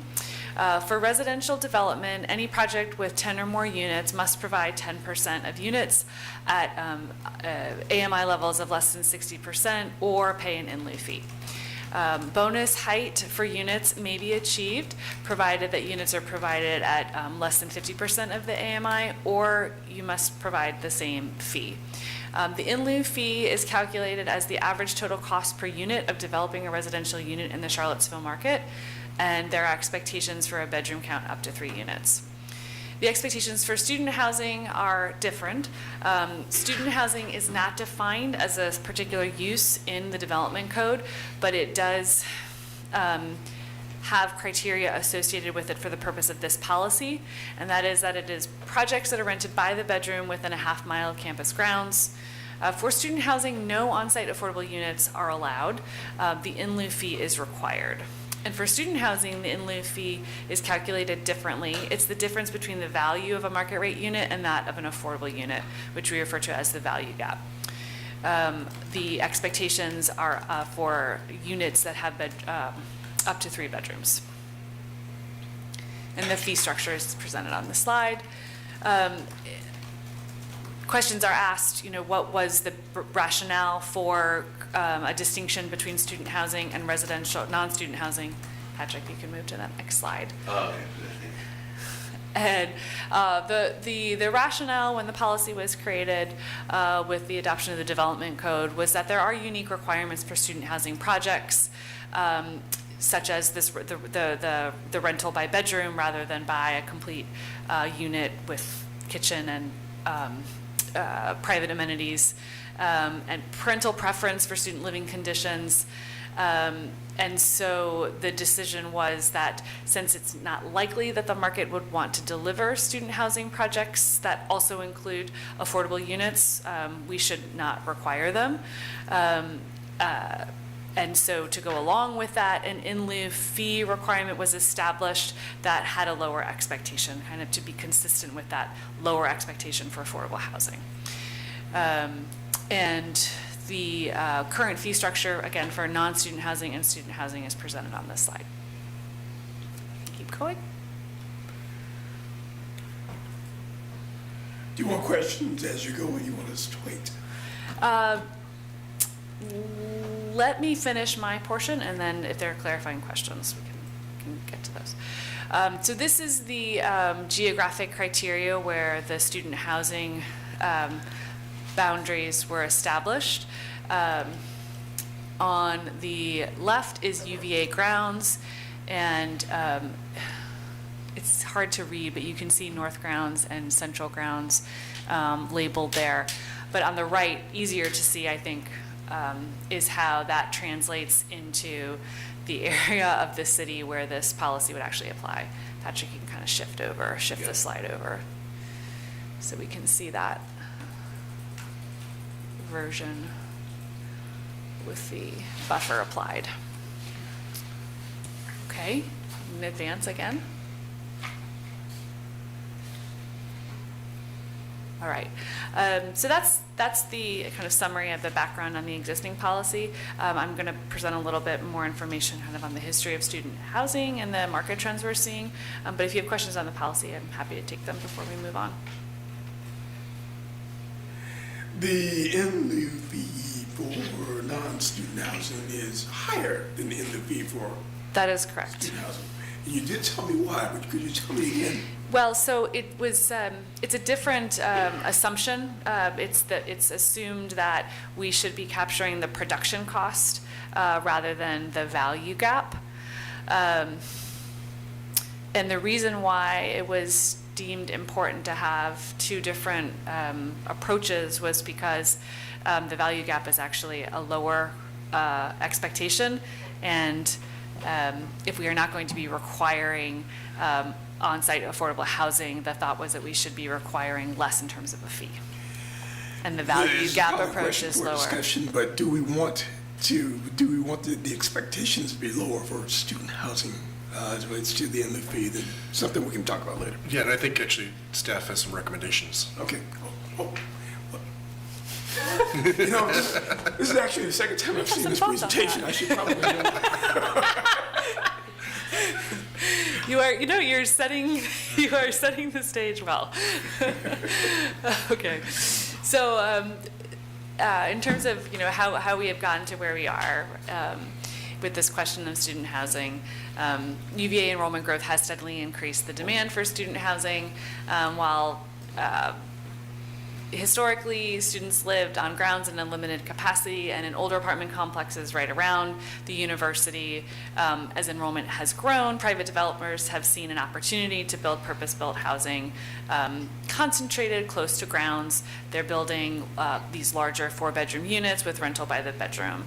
And it is a very profitable product type that is meeting a need in the community today. We can advance. And some statistics on how that is playing out in Charlottesville. Total undergraduate and graduate enrollment on grounds is 27,000, according to the University of Virginia information on their webpage. 7,000 beds on grounds, 4,000 for first years. UVA has targeted for all second-year students to live on grounds by 2030, and there are a number of projects that have been completed recently or are currently under construction. This slide is not actually correct, that it shows that a few projects, 2033 Ivy and Darden, are off grounds. Those are actually on grounds. There's a number of, though, that there are many beds, though, that are being built close to grounds. Verve, Aspen Heights, 1117 Preston Avenue, and the Bloom. So that adds up to 3,500 beds. it's a healthy increase in the number of beds that are available, but certainly we, will continue to see students living in the surrounding community and not on grounds. You can continue to advance. This is a trend that's not unique to Charlottesville. This sort of construction is happening in other communities. I've provided images of a couple of other, I guess just Greensboro, for this presentation. But it's also something that's happening at Virginia Tech. There's a project known as called the Rambler. That will be a short walk from Virginia Tech, and it will be 8 stories, 247 units, 862 beds, 577,000 square feet. So this product type is trending, throughout the region and nationally as well.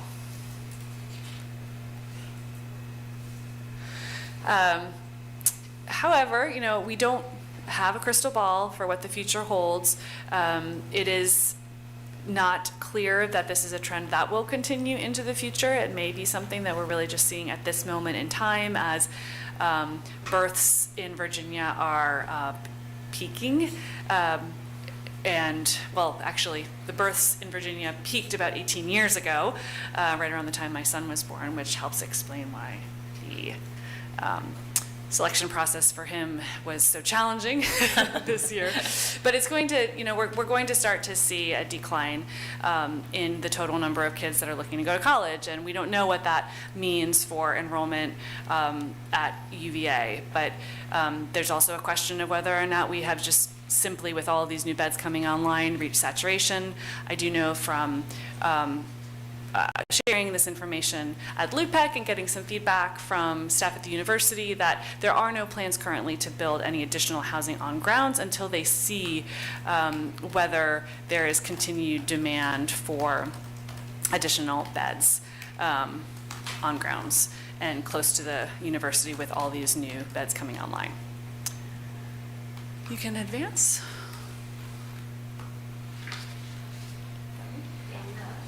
Okay, so now I'm going to turn it over to Amanda to talk about the study of our policy. Thank you. So staff gave us a number of concerns that they put into the scope of our study that they had observed kind of with the existing policy. So one is that gap between the in lieu fee for student housing and for non-student housing, and whether that's really the policy that we want. That the way that the current fee structure was calculated and whether or not that's actually best practice.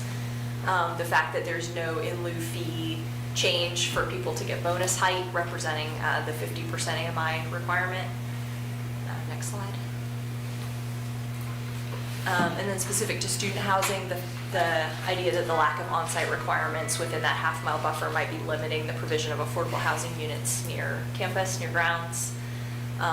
The lower fee for student housing being an incentive, maybe an unintended incentive for student housing, and also the fact that there's no higher fee for 4-bedroom units, which there are a lot of in these student housing projects. They're just paying the amount for 3 bedrooms.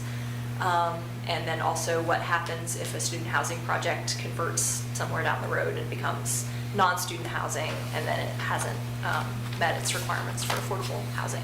And finally, the concern that that large geography of the half-mile buffer might be promoting displacement because it includes vulnerable neighborhoods. So next slide. So the timeline for our study back in December, we got started with the scope of work. We did an initial study looking into the fee itself, how it may have been calculated, whether that's in line with best practice, what other places in Virginia are doing, and making some kind of initial recommendations for direction. Go ahead. January and February, staff went out to the public for some engagement and with stakeholders as well, and Kelly's going to talk about that in a moment. From there, we developed some guiding principles for the work. We conducted a feasibility analysis with a proposed alternative fee structure and developed some policy recommendations. That's what we're going to present this evening. And then if the city wants to move forward with this, the next steps would be updating the manual and the code accordingly. Next. All right, now I'm going to hand it back to Kelly to talk about engagement. Thank you. So while the consultant team was conducting the analysis of the policy and starting to dive into the in lieu fees, we started to ask some questions to the community to get a sense of what are the most important things for this policy to achieve and what sort of potential impacts do we want to avoid.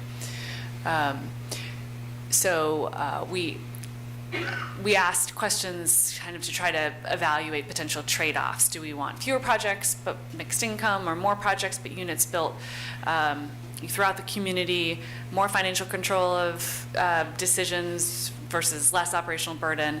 Ultimately, that translated into a number of questions we posed to the community.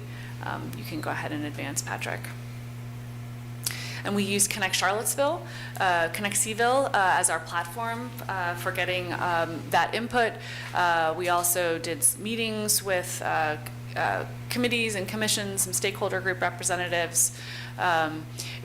Exciting to use Connect Seville. That was one of our first opportunities to test out the new platform.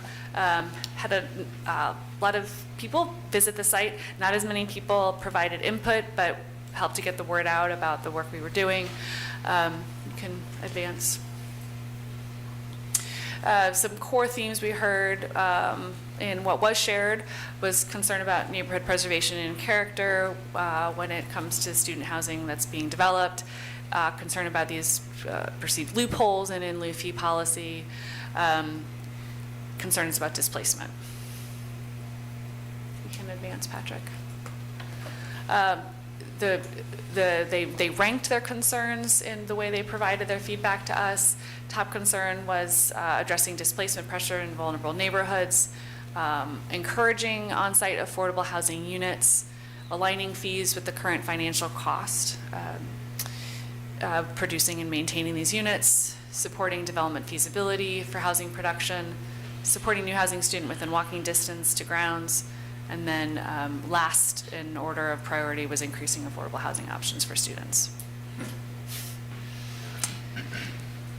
You can imagine, that probably weren't getting a whole lot of students providing input to this study. So that allowed us to develop guiding principles to help inform our analysis and development of potential options.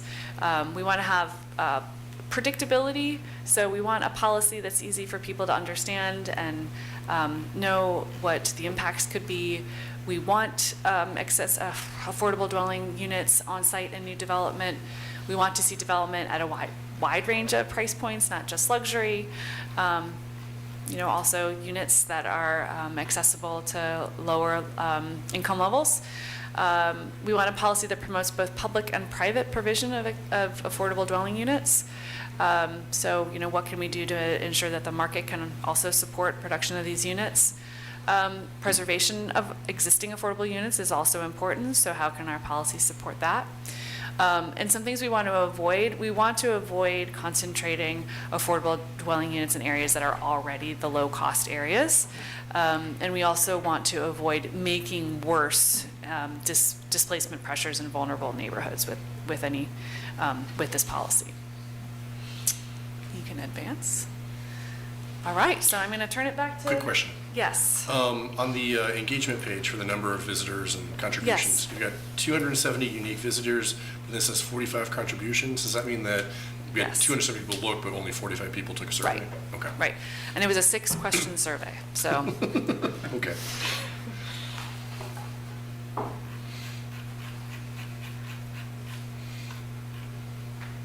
Okay, so the first thing we looked into as part of the study was best practices for calculating in lieu fees. In our research, we found 2 main methods that are generally used for in lieu fee calculation. One is the affordability gap, also called the value gap, and that's the difference between the value of a market rate unit minus the value of an affordable unit. So this is kind of the market rate developer's perspective of like how much revenue are they losing by doing an affordable unit compared to a market rate unit. The other is the production cost.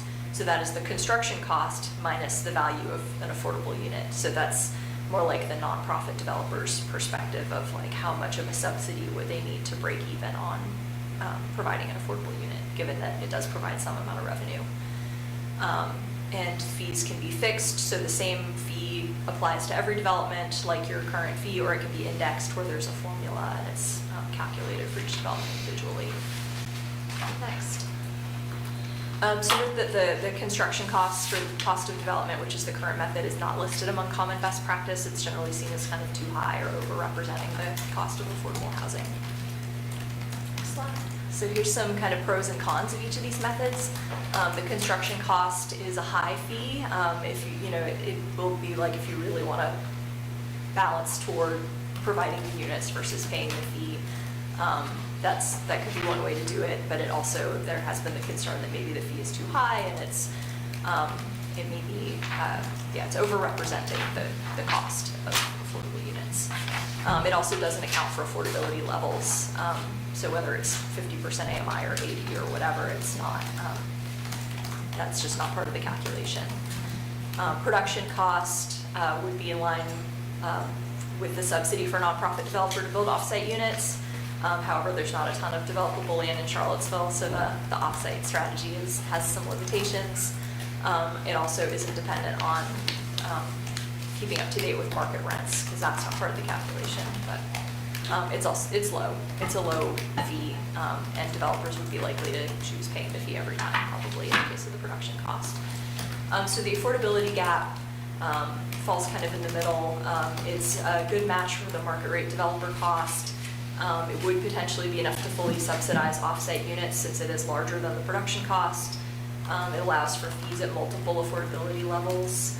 And it also may align well with the tax abatement strategy if the city wants to move forward with the rent-based tax abatement, because it's a very similar calculation.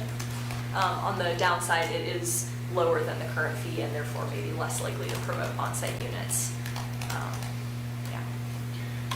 Can I ask a question on this? This may be a dumb question, but what's the difference between the construction cost method and the production cost? I'm getting a little tripped up there. The construction cost is just referring to the actual cost of building the unit, like what the developer pays to build it.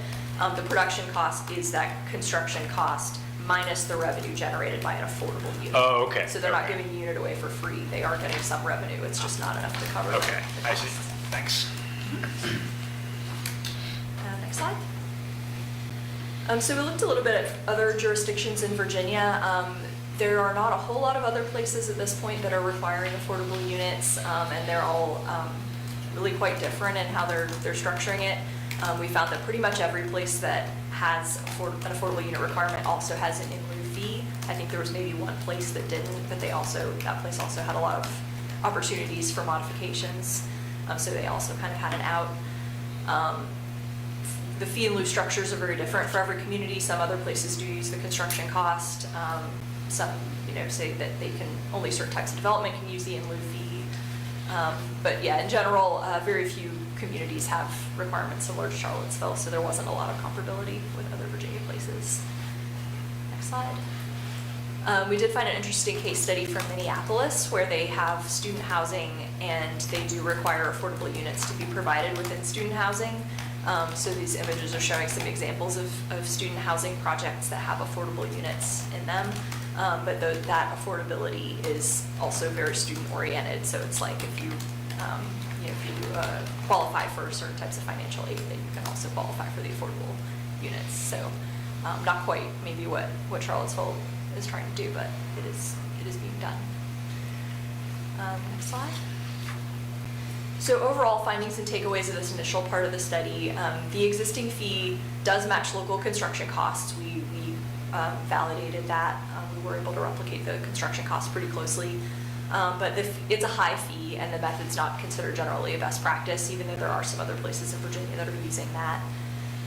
The existing student housing fee, which is described in the manual as being the value gap, might actually be the production cost. So when we tried to replicate that, when we calculated production cost, it looked a lot like the existing fee that you're using for student housing. So we think that might actually be production cost fee and therefore be too low. So we are kind of recommending moving forward with the affordability gap as a best practice alternative with more flexibility and better policy alignment. Next slide. One question. That maybe is really striking because the code's a couple years old, and I would think we would know what the formula was. And it sounds like you're kind of discovering that it's not what we thought it was. What happened? So, as you know, there's been a lot of staff turnover. So we just don't have the visibility that you would expect us to have into how calculations were prepared for the initial, for the existing policy. We're, the best we can gather from kind of trying to reverse engineer things, you know, that if you apply the production cost approach, it seems to be the closest approximation to what is currently in the manual. Sorry, can I ask one more? Yeah. That sounds fun for you, by the way. When you say the current fees may be too low, by too low you mean developers would choose to pay the fee and not build the on-site unit, right? Or something different? Go ahead. That it is underrepresenting the cost of affordable units. Is that the goal of, is that what you're setting out to do here? Is, because, I'll ask you later. It's a bigger topic than a clarifying question, probably. Yeah. Yeah. Policy question. So we did a feasibility analysis. We used the tool that we developed for the tax abatement study, so that's already got locally sourced construction costs, market rents, affordable rents, et cetera. So we adapted that tool to compare the feasibility for developers of 3 scenarios. One is including the units, paying the existing fee in lieu, and paying an alternative fee in lieu based on that affordability gap or value gap. And so kind of in theory, if we want to match that cost of providing the units, the feasibility of on-site and the fee should be fairly similar. Next slide. So this is showing the current fee structure and then the proposed fee structure. So you can see the difference between those two. We also added a fee for 4-bedroom units for the proposed structure, and we tested these two for feasibility. Next slide. And just to show kind of a sample calculation, since we had some questions about that, or of how the fee was calculated. This is just a little snapshot from our spreadsheet. So you can see kind of in detail, we've got market rents that are based on local recent apartments in Charlottesville. So that market rate rent minus property taxes and other operating expenses gives you net operating income. And then the net operating income was converted to a capitalized value, which is how a developer would, how an investor would see the value of that unit based on how much revenue it's generating. And then we did that calculation as well with an affordable rent.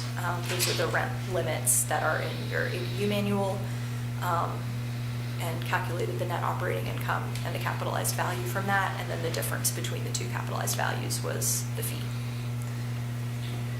Can I just offer one clarification? I was just thinking about your question, Mr. Karp, about, you know, the characterization of the fee being too low.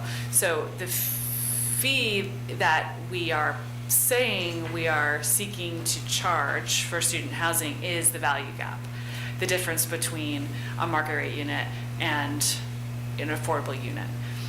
When we say it's too low, it's because what we're requiring is not actually that value gap. It's lower than the actual value gap, because as we are surmising, it was potentially that production cost rather than the actual value gap. So I just wanted to clarify that, because it's not that we're leaping to a policy conclusion, it's that we're just objectively saying it's low relative to what the stated intent is for the policy in the manual right now.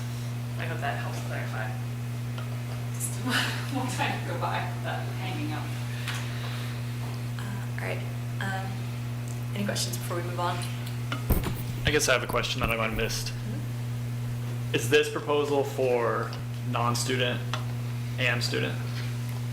I will get there, but spoiler, it's for both. Okay, yeah, so we tested this same fee for both, or for all, actually, a variety of housing types, as you can see in the table. So this was the results for rentals. We looked at both rentals and condos. So the metric here is yield on cost. So for a feasible development, the target would be about 6% yield on cost. So the table on the top is showing the yield for projects including on-site units versus projects paying the existing fee, and then on the bottom it's on-site units versus projects paying the proposed fee. You might notice that student housing is the only development type that is getting above 6% in feasibility or in yield. Fees don't change the yield that much when comparing between the fee and providing the units, so it's not a very big difference. And if we're trying to represent the true cost, we would want it to be a very big difference. The proposed fee, the affordability gap, is a better match to units for most housing types, which are, you can see in bold where it's a better match. Next slide. We also looked at condos. We have there have not been very many condos or any condos really that have been built in Charlottesville recently. So we didn't have very much data on recently built condos and what those are going for in the market. So we have kind of limited confidence in these results, but with what we were able to do, this is what we found. The metric here is the gross margin. So we want that to be 20% for a feasible development. So this is showing that most condo projects would not be very feasible. In general, the proposed fee has a much better alignment compared to the existing fee with the cost of providing affordable housing. So the lower fee kind of helps a bit more in this case, but would still not make condo projects feasible. How are you defining high-rise here?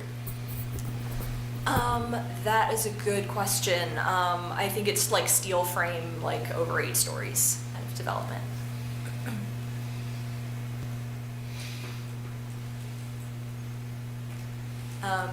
So general findings of the feasibility analysis, changing the fee to affordability gap does narrow the financial gap between providing units on site and fee payments in most cases.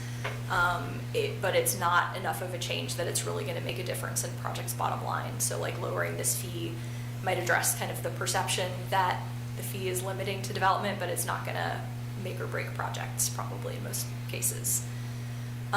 We also looked at kind of different tiers of land costs, like more expensive areas versus lower cost areas, and wanted to note that because the fee is an average, because if like everybody pays the same fee, it's based on an average.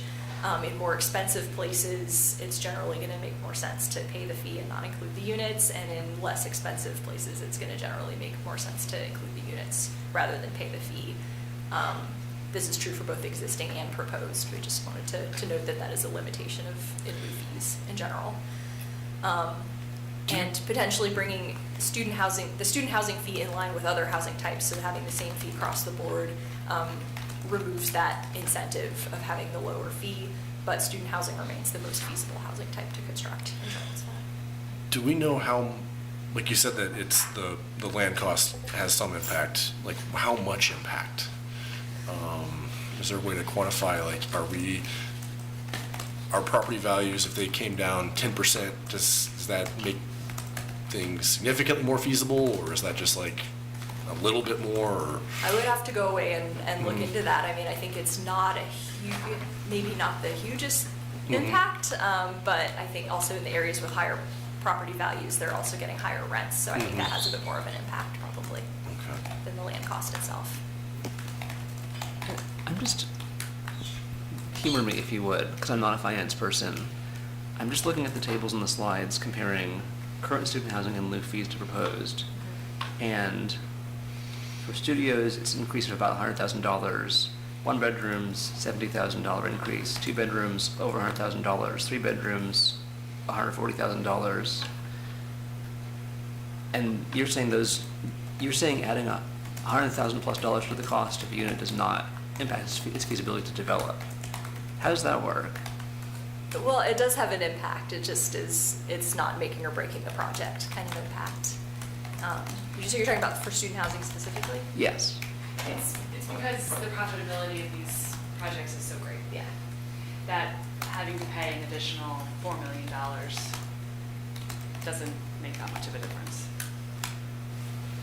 And this fee is calculated based on non-student housing as well, which is, especially for a 4-bedroom, is not as much rent. The rent is not as high, I guess, is what they would be getting for 4 separate bedrooms being rented out. So it's still kind of a deal for student housing. And the gap must be even higher for 4 or 5 bedroom units because we don't charge for them correctly now, right? Is that? Yeah. Right. Okay. If I run those numbers through the 3TP spreadsheet thing, will it make sense? It just sounds like a lot of money to me. Like, naively, if you say, like, the 4-bedroom cost increases by, it must be more than $100,000, and that's not going to impact production, will have no impact on the number of units built. I just need to see something that makes me believe that, because it sounds like a lot of money. Maybe we can walk council through your tool with these numbers or something like that, because it's just a little hard to. Is that not what your previous tables were trying to show? Which Yield tables, right? Yeah, if he goes back 2 slides.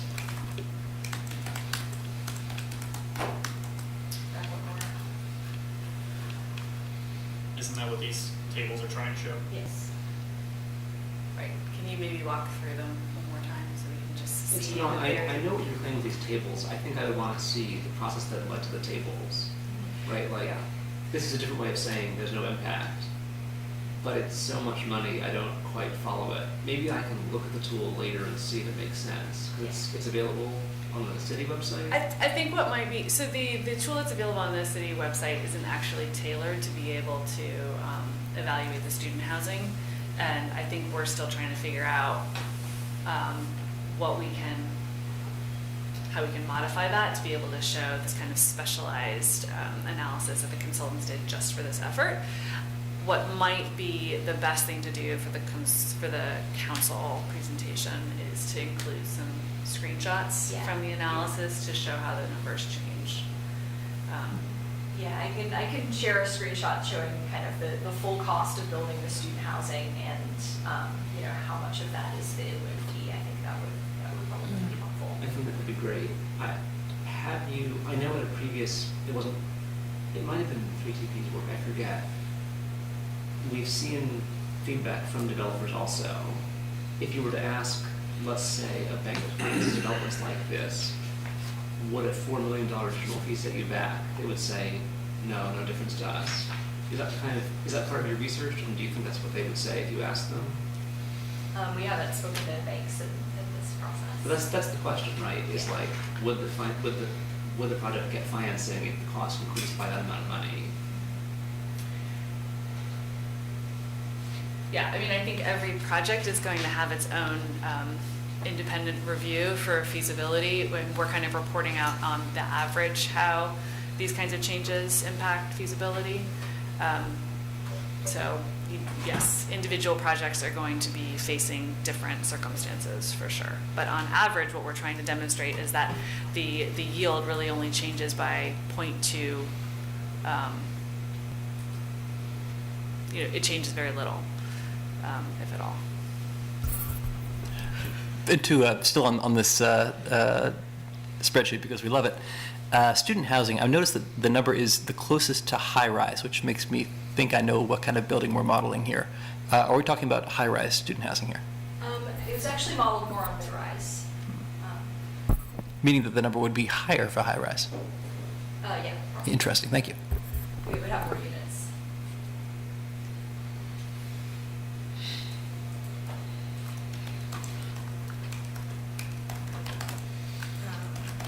Okay, so moving on to the policy recommendations. So we recommend changing the fee method to the affordability gap. It brings the fee in line with best practices and with the true cost of providing affordable units. It addresses maybe the perception that the current fee is too high and is curtailing new development. Potential impacts could be increased supply of housing if that is in fact the case, and probably increased fee payment, especially if the fee being too high is holding back developments, then those weren't the ones that were going to provide the affordable units anyway.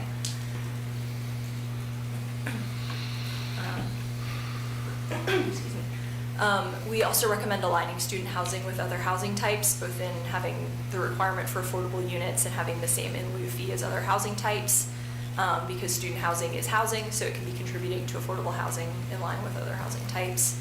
This is a simplification of affordable housing policies and also addresses the concern that the student housing could convert to non-student housing eventually.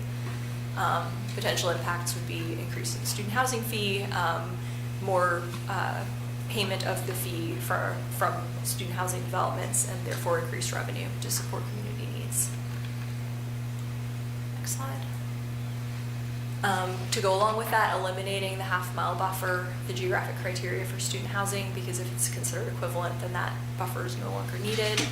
This is again simplifying the affordable housing policy, and we believe that there are plenty of other reasons that student housing would want to locate close to grounds, and that's where the students are. It helps them be more marketable to students, and also densities are higher there as well. Slide. We recommend adding an in lieu fee for 4 bedrooms. The current fee structure ends at 3 bedrooms. Many units in student housing have 4 or sometimes even more bedrooms. This would then increase the revenue from 4-bedroom units, and potentially student housing may be still less likely to include on-site units because of the profitability of their units. Next slide. We recommend adding fee requirements for bonus height. So on this slide, we've shown the in lieu fee calculated for 50% AMI rather than 60, so a slightly higher fee that could be charged to get the bonus height. As an alternative, if we don't want to go down that path of either having 2 fees, or if we decide we're happy with the construction cost fee, then the alternative recommendation would be to just require on-site units in order to get bonus height. Next slide. So to summarize the potential options to consider, applying the affordability gap approach to the in lieu fee expectation to align it with best practices and the true cost of affordable units, potentially addressing the perception that the current fee is curtailing new development, increasing the fee for bonus height to reflect the fact that there's a different requirement for getting bonus height, requiring on-site affordable units for student housing with the in lieu fee to be aligned with other types of housing, removing the half-mile buffer, the geographic criteria for student housing, and adding an in lieu fee requirement for 4-bedroom units. Next slide. And so future considerations would be that it will be important to keep monitoring how well the fee promotes on-site units versus fee payment, where things are being built, where the fee is being used compared to units, and also continuing to monitor the market conditions, given policy and demographic changes, especially around student housing, given some of the changes that Kelly mentioned. And also to continue updating the manual regularly. Okay. I think that's it. Quick question. So you stop at 4 or more bedrooms.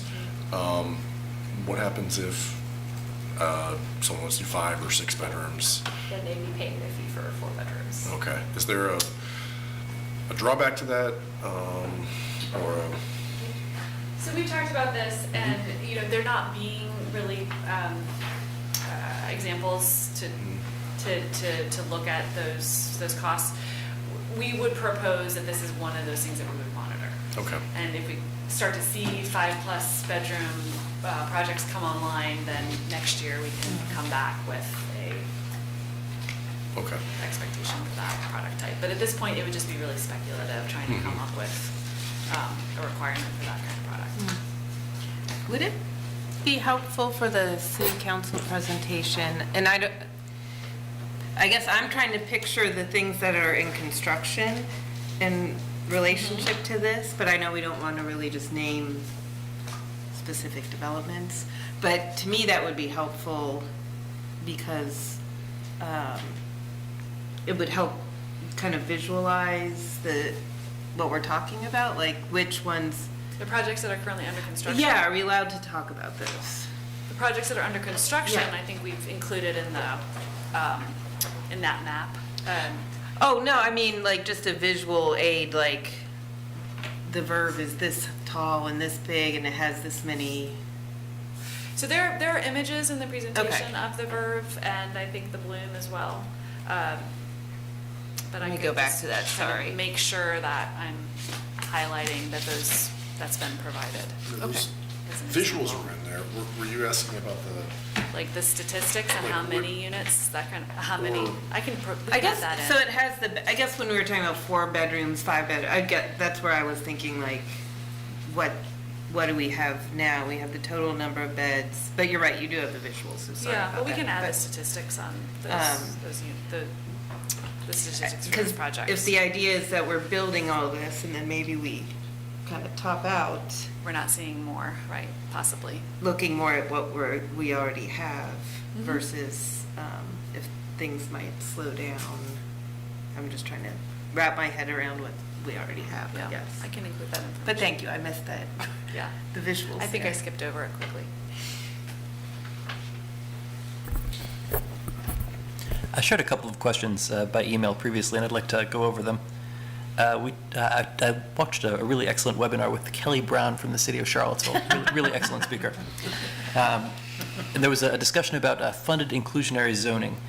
And I note here, especially for 3-bedroom housing near jobs and services, especially near low-income and more diverse areas at high risk for displacement. That is not what you studied here, but it appears to be an option that Portland is doing. How could that connect with this work? Could you say one more time what the? Funded inclusionary zoning. So this would probably be the rent gap. Tax abatement. Right, yeah, exactly. Right, so, I think that's a policy question, right? Should the city be, looking to provide additional, support to the development community to, offset the costs for providing these, required affordable units? The idea of tax abatement to help offset some of that, requirement has been, suggested. We did a study recently that showed that if you apply a rent gap method where you're really seeking to abate the taxes that represent that gap between what you can charge, then you help with the feasibility of the project, although you don't completely overcome the feasibility challenges.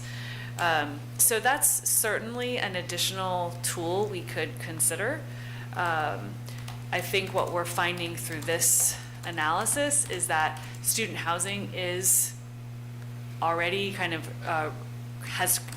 is at that or above the threshold for project feasibility, even with an in lieu fee expectation that is intended to represent that gap.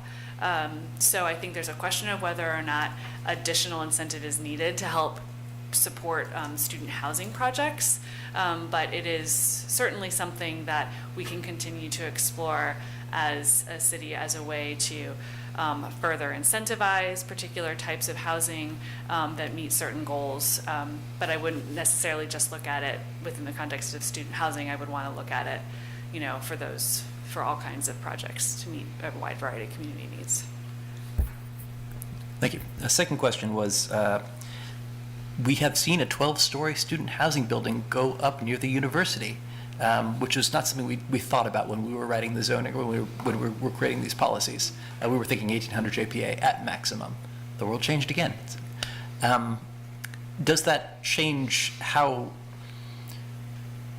does the new reality of how we are funding inclusionary zoning, even with these changes, change how we should be thinking about how high we should be going to meet this new reality? Is the overall sort of financial map higher now? You're asking if additional density might be needed beyond what's already allowed to support financial feasibility. That's a good question. I'm actually going to look to you to see if you have any immediate reactions to that question of whether adding like 1 or 2 more stories of by right height would significantly change the feasibility of non-student housing projects, like move it out of the yellow into the green. I mean, we did find in our model that high-rise had a higher feasibility than mid-rise. I mean, something we could look into in more detail if you were interested in that. Thank you.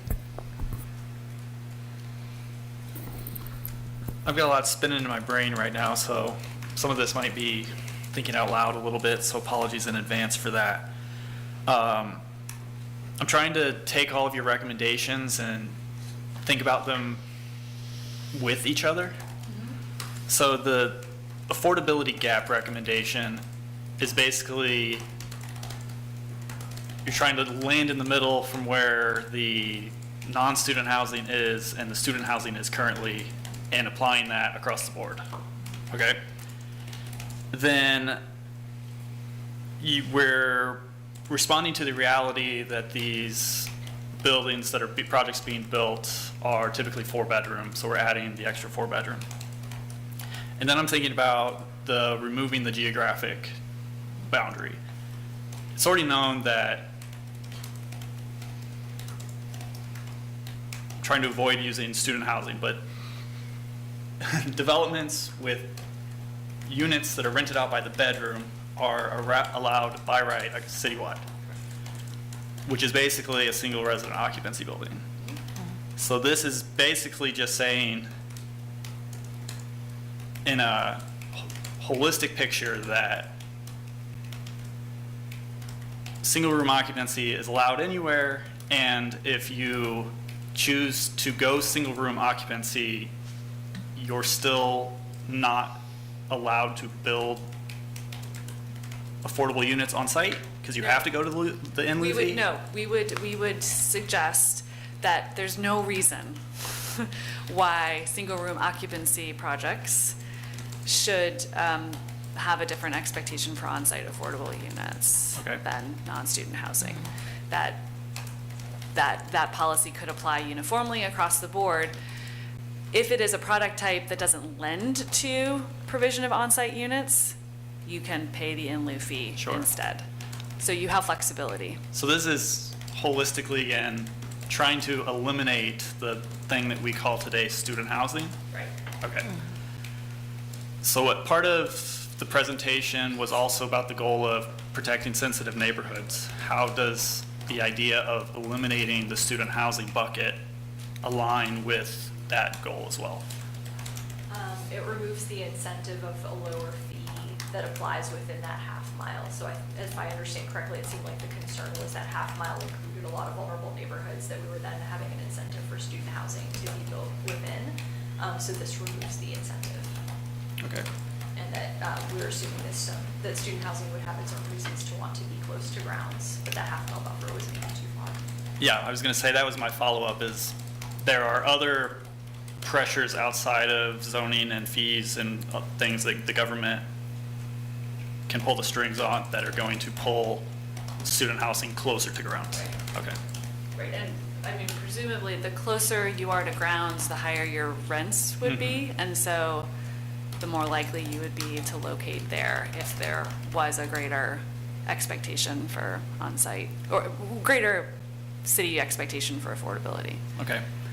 My last question is sort of along the lines of my neighbor here.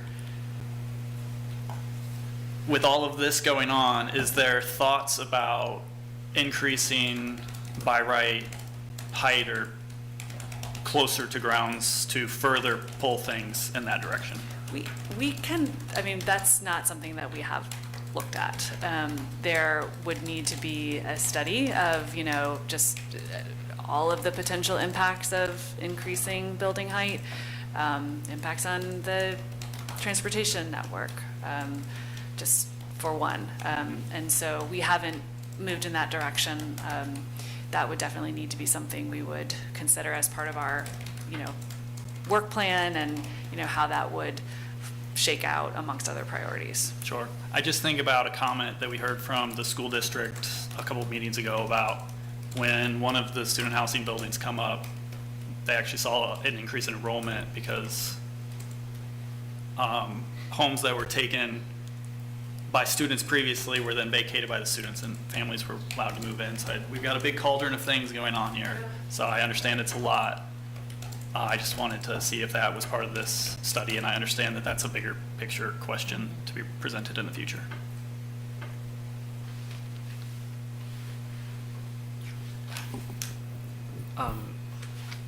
You've got a timeline in the presentation about when this goes to council, which is like next week, right? Sorry, are they voting next week, or are they going to ask you questions next week? Next week, the format would be very similar to here at Planning Commission, getting questions and hopefully getting direction on whether or not they want us to move forward with these or other recommendations. So is the timeline dependent on council's reaction then? I'm just trying to, there's a lot of things, as you know well, going on right now. I'm thinking about the timeline for this moving forward. I'm thinking that feedback we've heard in the past about predictability for developers, about wanting to know what the rules are, build a model, get financing, and build a project. So my more pointed question is, do you imagine this work affecting projects that are in the pipeline now? Like, if you could talk about that. If changes were made to the development code, they would apply to any projects that are still under review or obviously have not yet been submitted. So anything that has already been approved would not be subject to change by these. That's right. That's consistent with what we're talking about, right? Yes, I mean, it has to do with your vesting in governmental action. I mean, you have developers watching to see what's going on. You have projects in the pipeline, but a governmental action is the approval of a development plan, approval of a final site plan. So that's what vests the project under your zoning regulations and your policies. Okay, just so I'm hearing right, I'll try and repeat it back. Anybody without an approved final site plan would be subject to the new rules? Yes. Yes. Okay. Last thing, maybe this is unfair to ask. I'm thinking about the policy goals of inclusionary zoning, right? Which I'm going to assert to me. I'm not saying it's correct. I'm saying the thing I'm looking for is the point of inclusionary zoning is to provide affordable homes. I'm going to dumb it down because that's where I'm at. Right. Do you think these changes will yield more or fewer affordable units than the status quo? I think that they could and they should. I think in suggesting to lower the in-lieu fee expectation for non-student housing, we are potentially allowing for projects that currently are infeasible to move forward, and then Sorry, do the yields improve enough for that to be true? If you go back to that yield comparison? I mean, just a little bit. There's a lot of other factors, right, that are playing into whether or not we're seeing units. But I think it's moving the needle in the direction we want to go. And then I think on the student housing side and requiring affordable units, again, that's in the spirit of, just as you said, providing units. Thanks. I do like the simplicity of not having the different categories, I have to say. And I've heard that from FAR and other advocates that why can't we have affordable units in these buildings if it works out. So I have heard that there's some advocacy for that in some of the neighborhoods around those big developments, or that option that there could be affordable unit put in.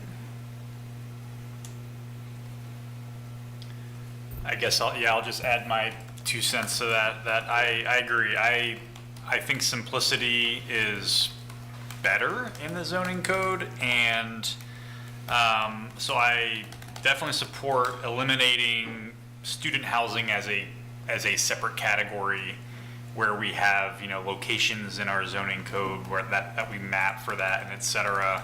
I don't know what the right fees are. I think I understand the yields and everything that I see here.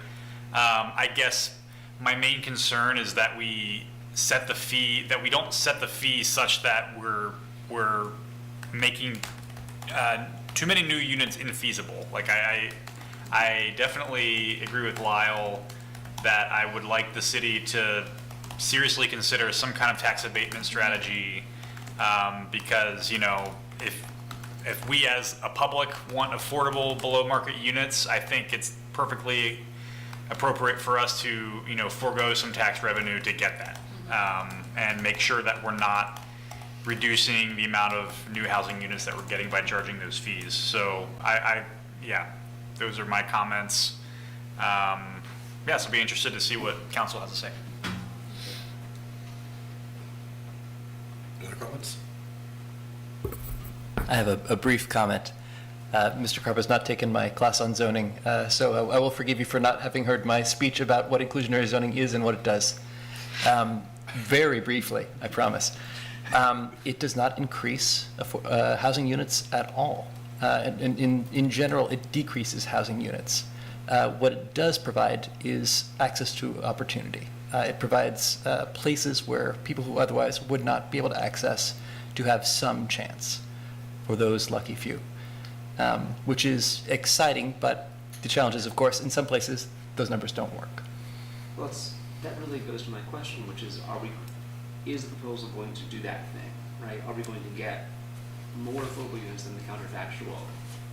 So, I'll take your class if you're taking, if you're taking people in my demographic, but yeah, I think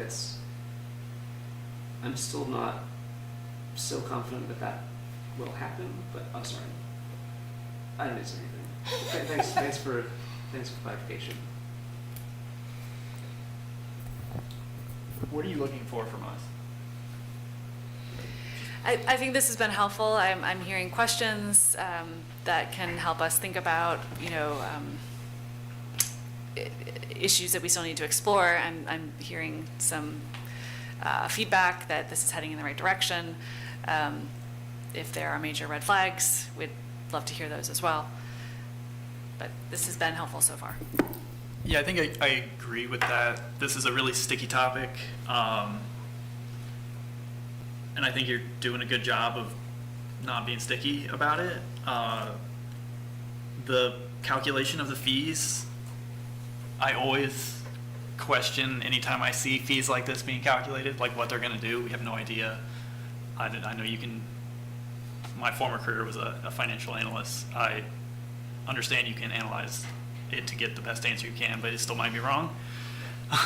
So I just hope to see that there's some feedback that goes on with what's going on and the fees are adjusted, but I think we're headed in a good direction. And I'm interested to see how council digests it. Thank you. I agree. I like the direction it's going in, and I think the student housing radius has been causing a lot of commotion, and it also, the whole circle thing versus like a corridor in terms of who's being affected is difficult. So I like the idea of just sort of getting rid of that whole category. Great, thank you very much. Appreciate the Thank feedback. you. All right. Thank you for that. That was a really, really useful presentation. Yes, it may have taken a while to digest, but it's getting there.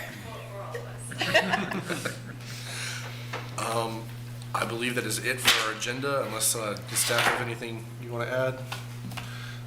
We have, so yeah, you said we have no work session on the 28th? Correct.